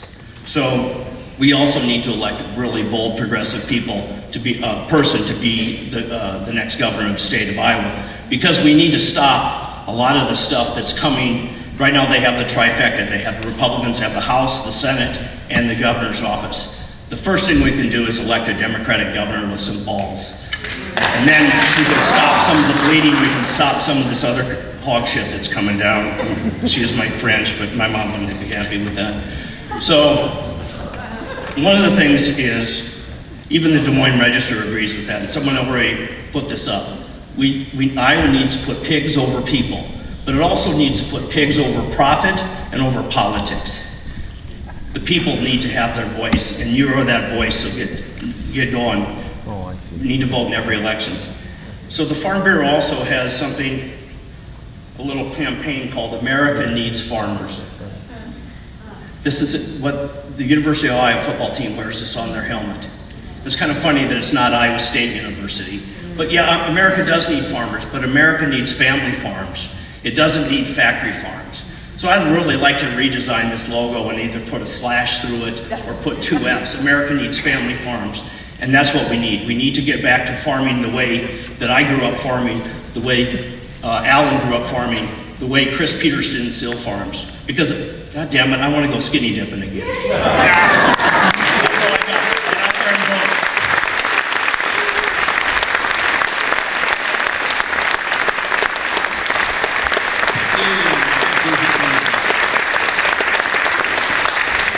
Let's give all of the speakers a big hand.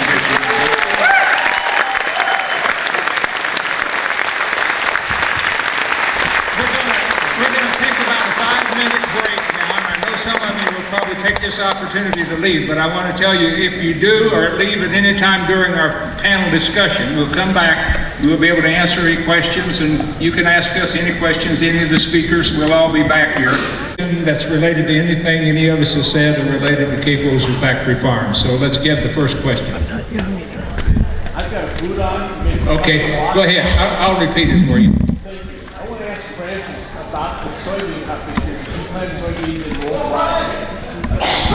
He's asking Francis about his soybean. Maybe you can repeat it. The question was about planting soybeans and roll down rye. We did that again, and of course, this is actually, we had the worst drought in the 25 years I've been farming in Iowa this year, so we had a few problems. But it actually is looking pretty good now at harvest time, looking better. We haven't harvested yet, but I have for 3 years now, and I'm pretty encouraged by that. What it is we let the cover crop, the rye cover crop, grow up, and instead of killing it like most conventional farmers do at about this tall with Roundup, we let it grow up and it gets as tall as I am, and then we roll it down with a roller crimper that flattens it out and creates a mulch. And then we can plant a crop in there like soybeans, and right through the mulch, and then the soybean will come up through it, and the mulch keeps the weeds down, and it holds the moisture in, and it helps build the soil. So it's a really exciting thing, I think. And a lot of organic farmers are doing it, but it's something that conventional farmers could do, and I think it would be a great thing for water quality and for a lot of reasons, building up the soil. To do who are not yet organic farmers, who are conventional farmers, what are some of the transition things like, roll down rye and all that could actually begin to make things less bad and move them in the direction that we want? What should we be advocating? What should we be thinking about?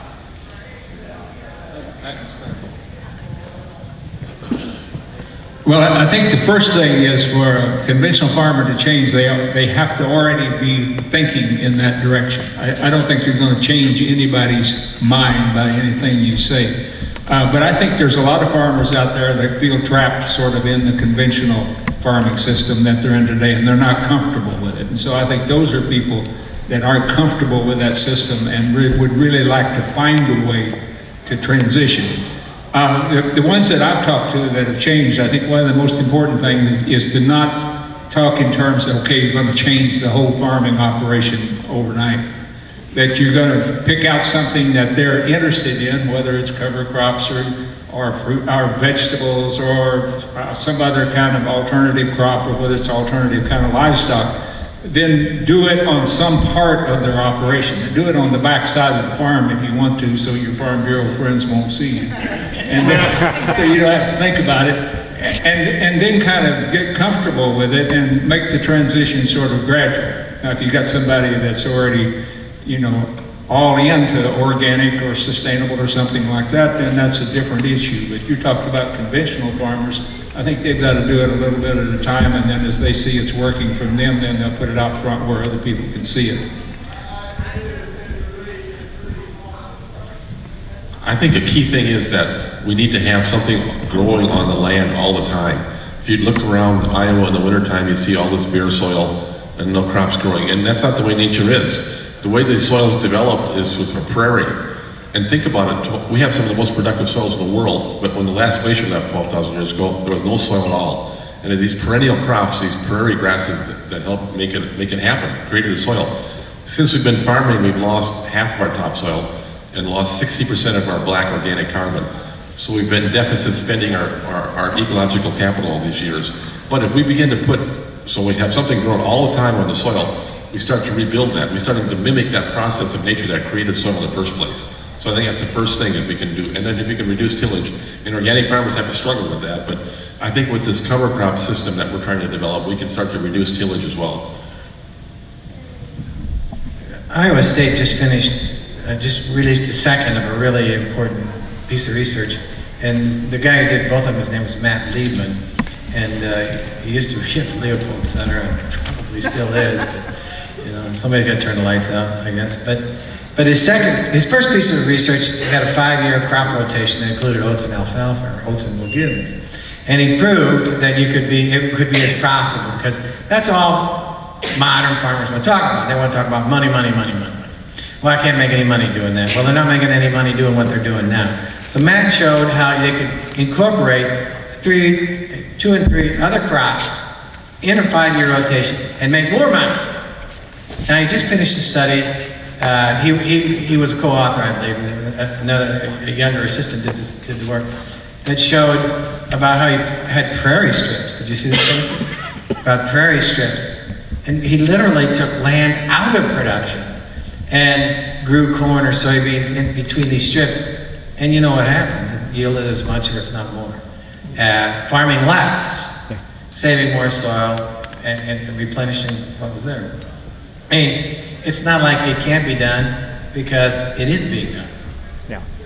Yeah, and let me add one thing and then I'll pass it over to Mike here. I'm real skeptical. I'm an economist, you know, I'm an economist for 30 years at 4 different universities, but I'm skeptical of trying to sell the idea of sustainability or regenerative farming based on economic benefits.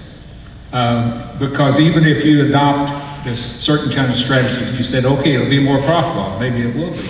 But you haven't changed the motivation from this idea that you're going to maximize profit. And if you want to see a danger of that, just look to what's happening in organic food production. You know, organic was kind of the old word nobody wanted to talk about back in the early days of sustainability, and that's when it was authentically organic. Well, the organic farmers started making money, and so they decided, okay, we'll go organic to make money, and now we've got what I call as industrial organic. Most of the eggs come out of industrial CAFO operations today, right? Francis, you're on the Organic Standards Board. Most of the milk nowadays is coming out of the big organic CAFOs. And so what happens is if you stay with that motive of just simply this is about maximizing profit, then you end up contorting your system so it doesn't really change from what it was before. The reason we have no-till today, I would argue, is not because farmers were motivated to save soil, so maybe some of them were, but it's basically because they come up with no-till machinery so you could farm more land and you could be a bigger farmer, and it would be simpler if you had no-till.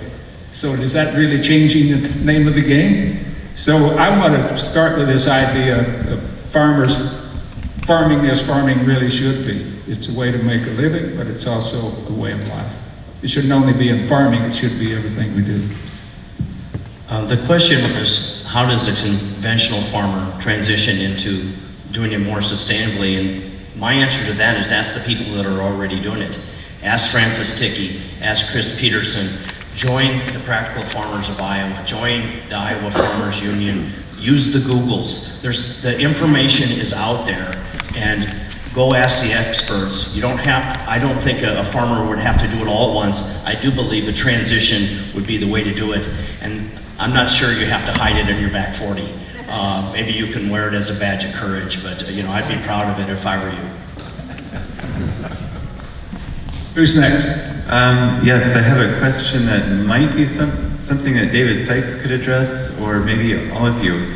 It's just seeing that there's the state level is trying to restrict local control, and then above that there's federal government that might have any form of control through the Farm Bill, etc. And then beyond that there's the World Trade Organization, and my understanding is that at least some of the major hog producers are partially owned, like Smithfield, by Chinese companies, that at least some of what they produce in the United States is exported to China. And so at what point does a local issue become a international trade dispute? That's what I'm curious about. Well, I don't know where that point is, but you're right. Smithfield is owned by a Chinese company, and while only part of the pork raised here in the U.S. goes to China, all the money made here goes to China. So, and the Chinese are very actively buying up ag assets everywhere around the world. They just don't have enough. So, you know, I don't know how to answer the larger part of your question, but on the local part of your question, I think it's pretty simple, it's pretty straightforward. In Illinois, we have state livestock siting. It means the state knows everything, which is kind of funny because the Republicans in the state really, really do believe in local control. And they believe in people having their own control of their own destiny. Well, I put their feet to the fire and make them do it. In Minnesota, they have local control. Minnesota, they have, I know they have it at the county level, they might even be at the township level. And you don't have to go very far in Minnesota to see the impact it's had. So the key, the absolute key, before it gets way out of your control or out of my hand or out of everyone's sight, is to grab the control back at the local level. then you don't have the World Trade Organization or anything like that. Which, to hear from all the Republicans and that gang, those guys, that's the New World Order. We got to get away from that stuff anyway. But everything they do promotes it. Right. So, the hypocrisy is something you'll never beat. I heard a statistic today that's just frightening. 69% of all Republicans believe the news media creates false stories to make Trump look bad. 69% of all Republicans think the news is fake. And here's another frightening statistic. 29% of the people who identified themselves as Democrats agree with that too.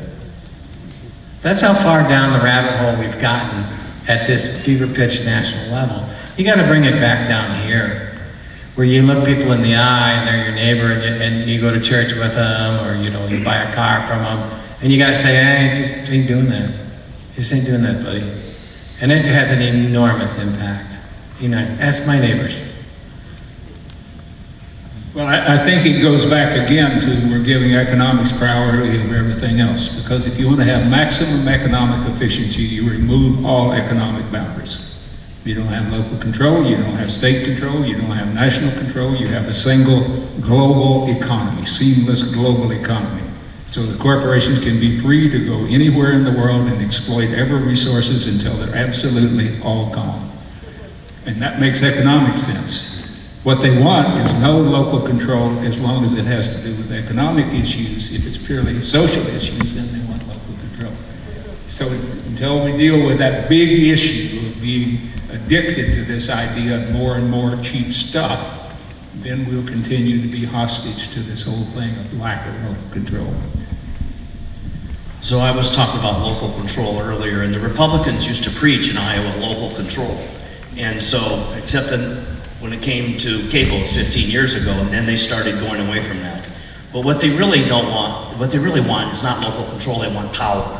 And now that they have power concentrated in Des Moines with the governorship and the state Senate and the House, they don't want local control anymore, because they don't want counties like Jefferson or Johnson controlling their own destiny. So the answer is we need to throw them suckers out. I was going to use a compound word there. But we need to replace the people in Des Moines and take back local control for Jefferson County, for Johnson County, for Washington County, for Wapello County. It's at the ballot box that we need to make the change. We need to get those suckers out. I'd like to add just I feel a confession coming on. My name's Alan, and I have a brother's in the Farm Bureau. No, it's worse than that. It's worse than that. And I'm coming here with a heavy heart, my friends. My brother Richard, my oldest brother, that's his picture on the front of the book, incidentally, without the head. He's the guy without the head. Is the president of the Illinois Farm Bureau.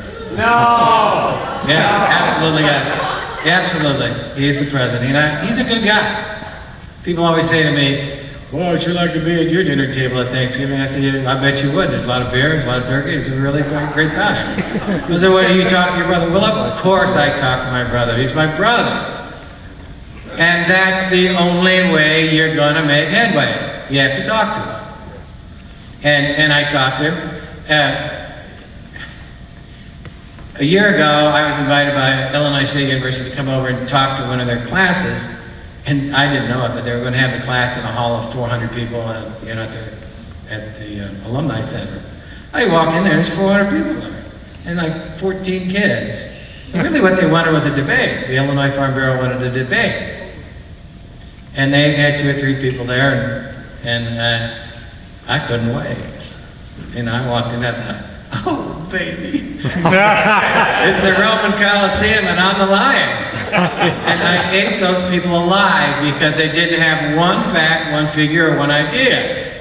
I'll give you an idea. It's just how the debate, it wasn't a debate, it was a massacre. They said, one young man, his student stood up and said, yeah, I'm raised on a farm, and why are you so opposed to farmers who grow food?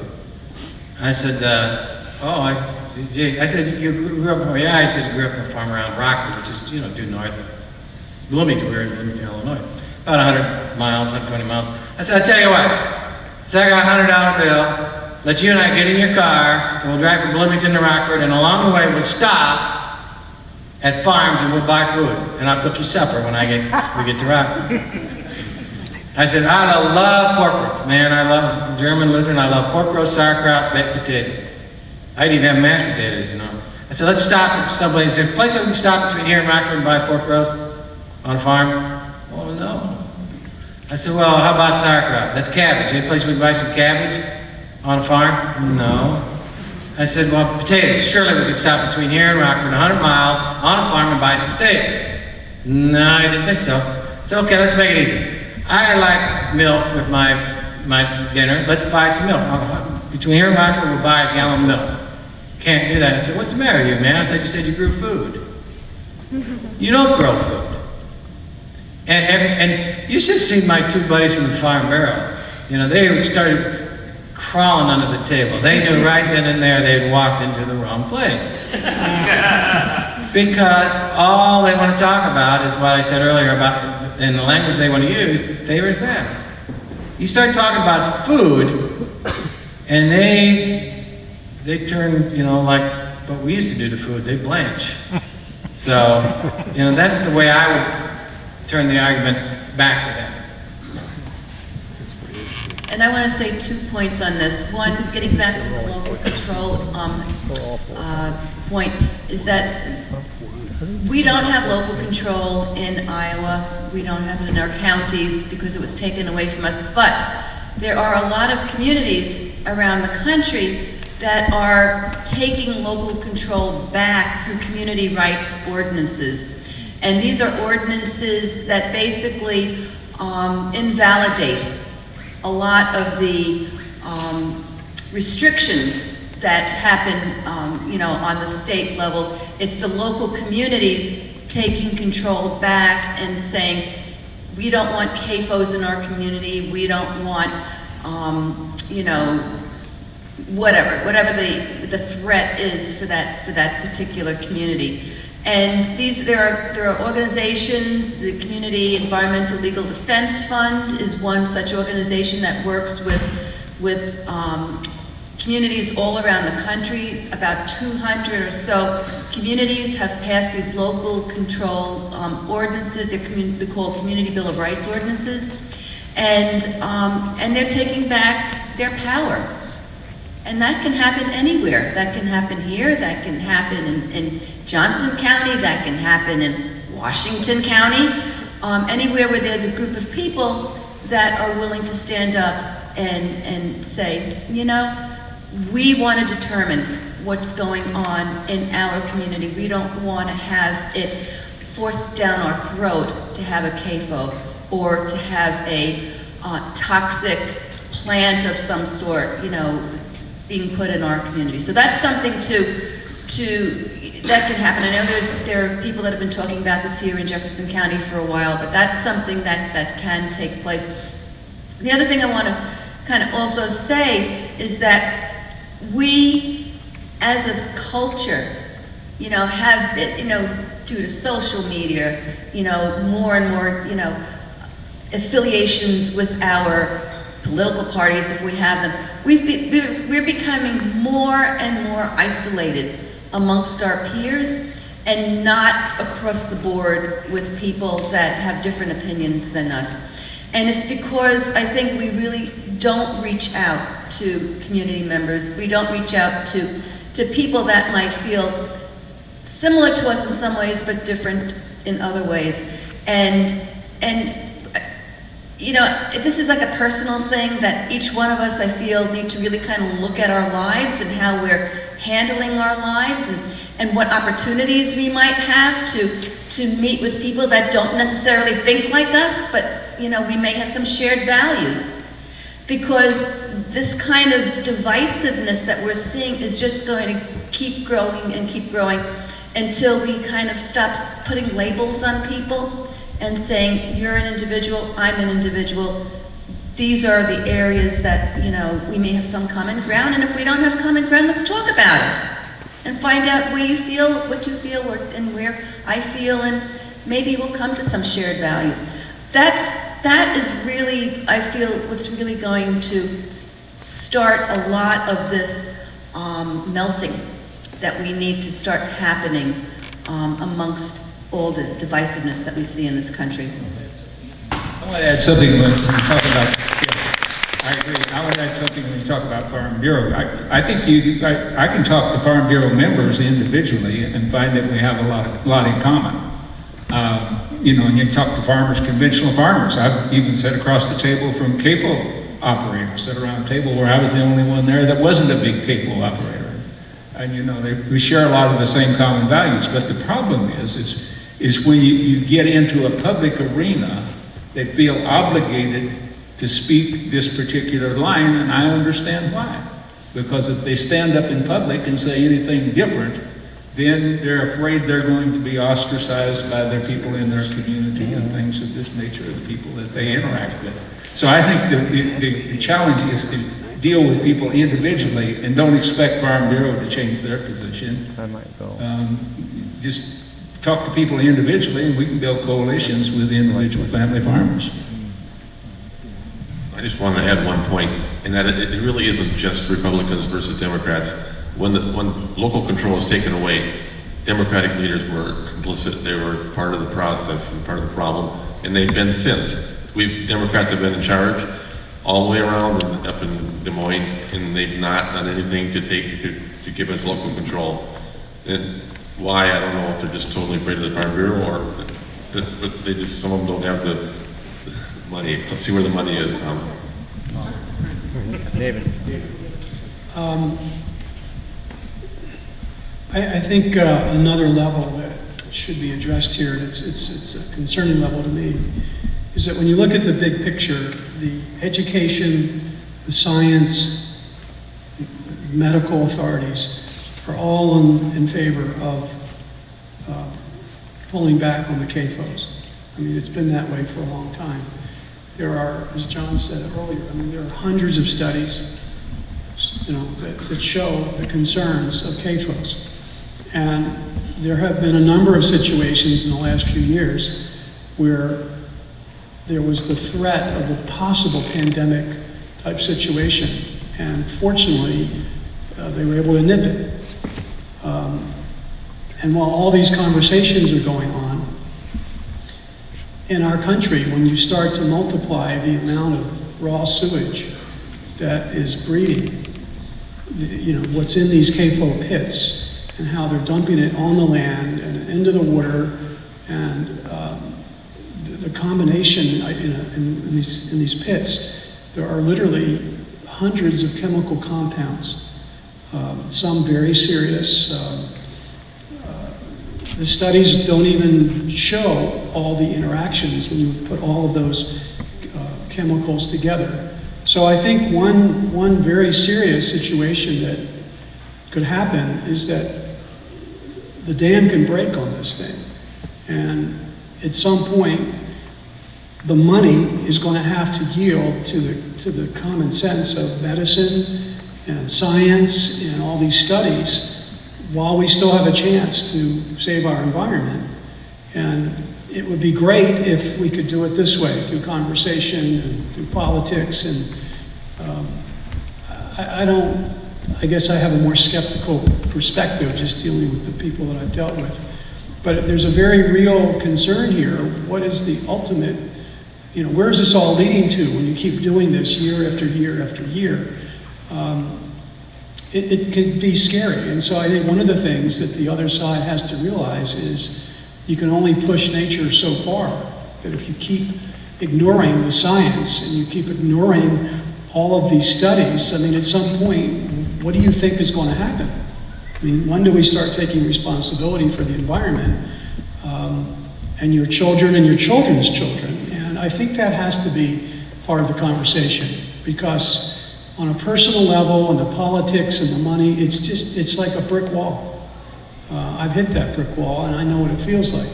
So I wish it was not what I just said, but I see it. And a couple of times we've had the bird flu, and then there was that situation in some CAFO out in Texas from some hog CAFO. They, you know, a very virulent strain of flu came out of it, and they were trying to trace where it came from. Well, that's the world we live in right now.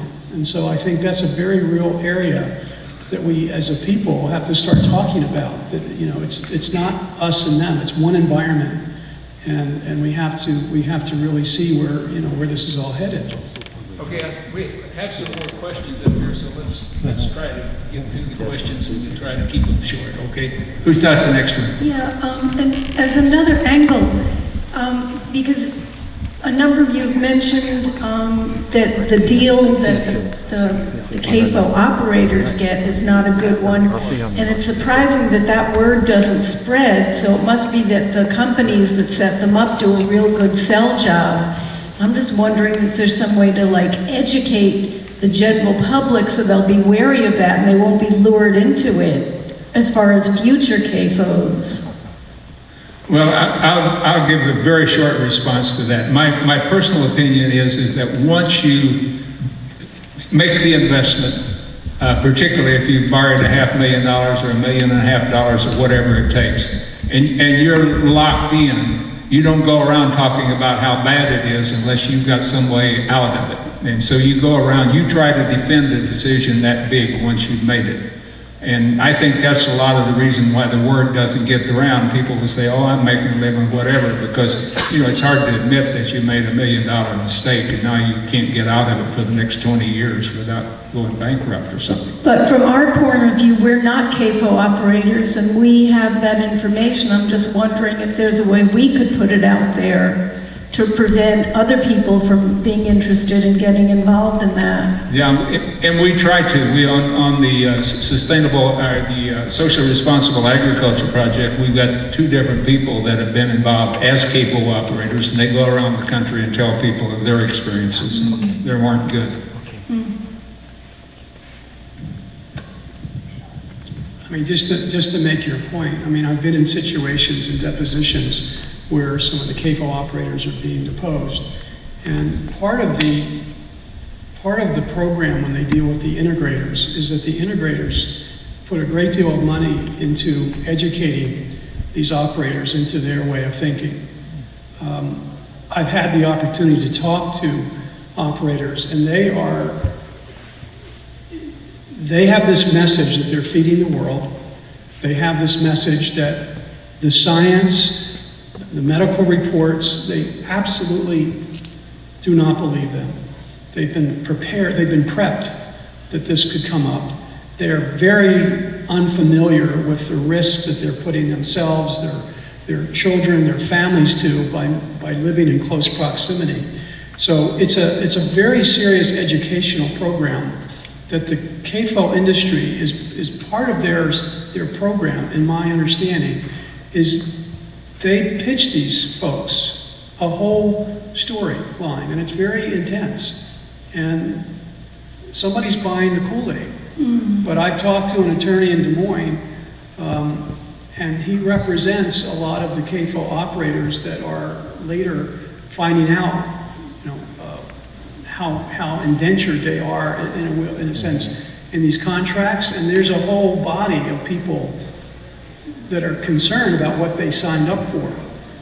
But I do believe it's education. They have to know what's going on and not just be hearing this story from the integrators, because they're not getting a full story at all, from what I understand. The other thing that I became aware of recently is this whole many different organizations, groups of younger people, some of them in their teens, who are banding together and suing government officials for their failure to protect the environment. And I wish I could remember which state it was, in a 16, 17-year-old Native American who just organized it himself, and he's already gotten past the first stage of approval to press the lawsuit. And I'm just wondering if there are, you know, bigger things that we could also be doing at the same time. We're gonna go to Canada. Well, there's 2 things that come to mind that people don't see when they drive by a CAFO or they come to a meeting like this. And one is the integrator, the top big company with the hogs, are in league with the lender. And most times that lender is the Farm Credit System. And the Farm Credit System is a nationwide network of banks. There's not that many left. They're big. There's 60, 70, 80 billion dollar a year banks.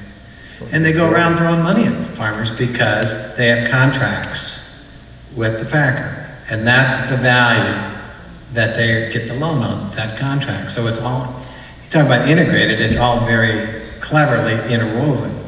And the second thing is, I can't even read those contracts. Because part of the contracts, Counselor here might know more about it, I'm sure he does, doesn't permit them to show those contracts to anybody. They can't share with their neighbor reading the contract even. So I don't even see it. So I don't know how you get that information, from the source unless they really break the contract. Yeah, no, I hear what you're saying, but I'm just wondering about the other issue too of, going beyond that and holding their feet to the fire, meaning the people in the legislature who are allowing this stuff to take place and destroying the environment for everyone who lives here. Those are the kinds of lawsuits that are going on now, and they're actually making progress and making those happen. Well, I think, that's challenging the existing laws is what you're talking about, because, it's improved under the laws. And I think you can do that, but only we have to. A lot of people don't realize, the Ninth Amendment to the Constitution, the Bill of Rights basically says the enumeration of certain rights in this Constitution shall not be construed to diminish or deny others that are retained by the people. And the 10th Amendment says that powers not explicitly given to the state or to the federal government or to the state are retained by the people. So the 9th and 10th Amendments say we have the power to claim our rights if those rights, even if they're not named in the Constitution. But I don't know of anybody, that's willing to stand up yet and say, look, we have a right to clean air, clean water, and safe and healthful food because we have a right to life. And if we say that, and we claim that, but we're talking about a revolution there. Let's get another question here. Okay. When it says the state's for the people, it doesn't favor us. It gives us equal rights. Yeah, we're the people. We got to Vote them out. Yeah. Just vote them out. Yeah. Who's next? That's what you do. Hi. My question regards the manure that is a really an honestly precious resource, or I don't know if it's technically a resource, but it's a material that is highly valuable in an ecosystem when it's properly, broken down. But when we store it and putrefy it with the lagoon systems or whatnot, and then drill it into the soil, it doesn't really attain the same organic matter and it runs off and leaches away. When we have a successful moratorium, and it will happen on CAFOs, what do we do with the standing problem of all the 49 times as many pounds of manure we got? Well, the moratorium is for the moratorium that the Iowa Alliance for Responsible Agriculture is calling for is a moratorium on new and expanding CAFOs. It wouldn't close down the CAFOs that we have now.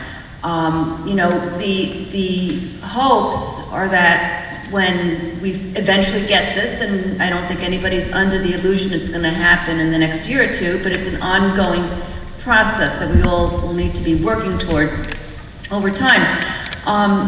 The moratorium that the Iowa Alliance is supporting is, we would have to get our water impairments down to 100. That's going to take some time.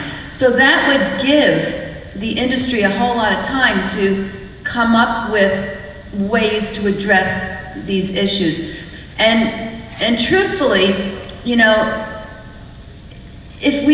when we get this moratorium, we're going to be getting it at a point where we're making a lot of progress towards changing the system. Because as I said, it's not going to happen overnight. We've got to start someplace. and then you'll, get to your goal as long as you keep putting one foot in front of the other. And when we get to that place where we have a moratorium, then the industry is going to be undergoing changes because consumers and residents are going to be forcing these changes for, in whatever way, shape, or form that's going to happen. The industry will eventually shift. And so at some point, CAFOs, just as CAFOs started one by one infiltrating the agricultural system, one by one they'll start decreasing. And we'll just have to see how that all will flush out. I would think a logical step is to go from liquid manure to solid manure on the ones that are there. It'll be a totally different system of handling waste, but we can compost the solid and it'll break down under an aerobic environment rather than anaerobic. Well, another option for that 49 times the solid waste that's produced daily is anaerobic digesters. Like at the manna farms, manna colonies have a large open feedlot for cattle, and they produce, they have an anaerobic digester with 4 large turbines that take that methane gas that's coming from that anaerobic digestion of the manure, and they turn it into electricity. And the manna colonies is basically run on electricity from a cattle farm. That can also be done still remains just as much solid waste in the end, mostly. What's that? I work to consulting compost with a biodigester company, and they still have just as much solid waste in the end with just as much question of what to do with it. No, that's true, but you can produce energy from it. That's one thing you could use the manure for. It doesn't have to be used as liquid gold, as fertilizer, as you said. It's not the best fertilizer in the world, and because we have 6 million miles of tile in this state at minimum, no one knows exactly, but it's at least 2 miles for every man, woman, and child. As soon as that liquid manure is injected, it normally gets into a tile line, gets into a creek, gets into a river, gets into a lake. It's not a good process. Okay, let's take another question. We're getting up to 10 o'clock. We've got one behind here. Let's see how long it takes us to get that one. I'd like to stop by 10. Well, when this happened with the supervisors, where the whole thing went dead, I realized that we don't have the supervisors really in Jefferson County, and I see it also in Johnson, that the supervisors have really a lot of power. And so what we really need to do is change the balance in our Board of Supervisors. And so this is a practical question, we need to find people who will run, who can be interesting enough to a broader spectrum, because in Fairfield there's definitely this wall in Jefferson County between certain, sustainable regenerative agriculture, roofs, all that group, and then the status quo and the farm bureau. And so we need to find someone like maybe Francis, who could possibly appeal to a broader group of people.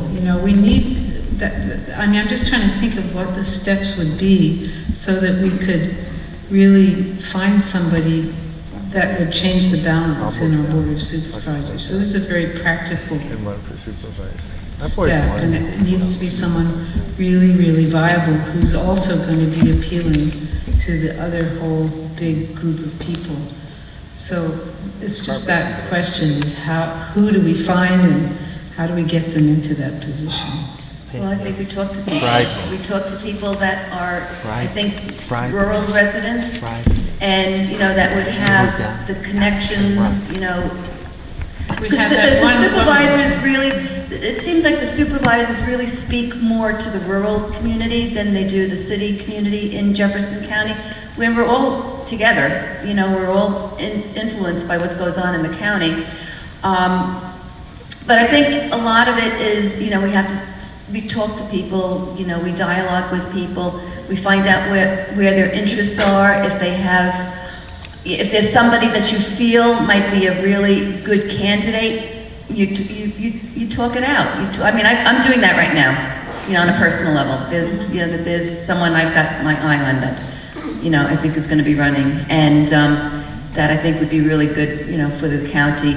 And, you know, it's just a matter of keeping all the lines of communication open and exploring, but actively exploring, because this has to start now. Right. We can't wait till like 2 months before the election and find a candidate, otherwise it's not gonna happen. Right. And to change some of the people who've been entrenched for a long time. So my question is, how about you? You know, everybody in this room should ask themselves, how about me? Yeah. I mean, I was an antique dealer, and then, you know, and Al Gore changed my life. But you're all here. You're all members or you're fans of JFAN. You're here for a reason. And if you start thinking about it yourself, running for public office, you don't have to start at the supervisor level. Like I said, you can start at city council or school board or something like that. But get involved. Get involved with your party. Start talking to neighbors. Talk to everybody else. How did Phil get elected? You know, how does anybody get elected? You start networking. And so you probably know people that you think would be good. Start planting that seed. Say, have you ever thought about running for public office? Start asking people. Say, this community needs you, needs your leadership. And so everybody should ask themselves, including you. Phil, can you tell us how it is up there? Do you feel like you're getting anywhere? Actually, up there hasn't started yet. Oh. It starts in January. Up there. I think we're going to have to stop for tonight. We're at 10 o'clock and we need to get out of the facility, but you can carry on the conversation in private, okay? Thank you very much for coming tonight. Remember, when you go out, don't forget Alan's selling his books out here. Pick up the action steps, sign the moratorium, make a contribution of whatever amount you can on the way out. Thank you very much for coming and staying with us. Oh my God.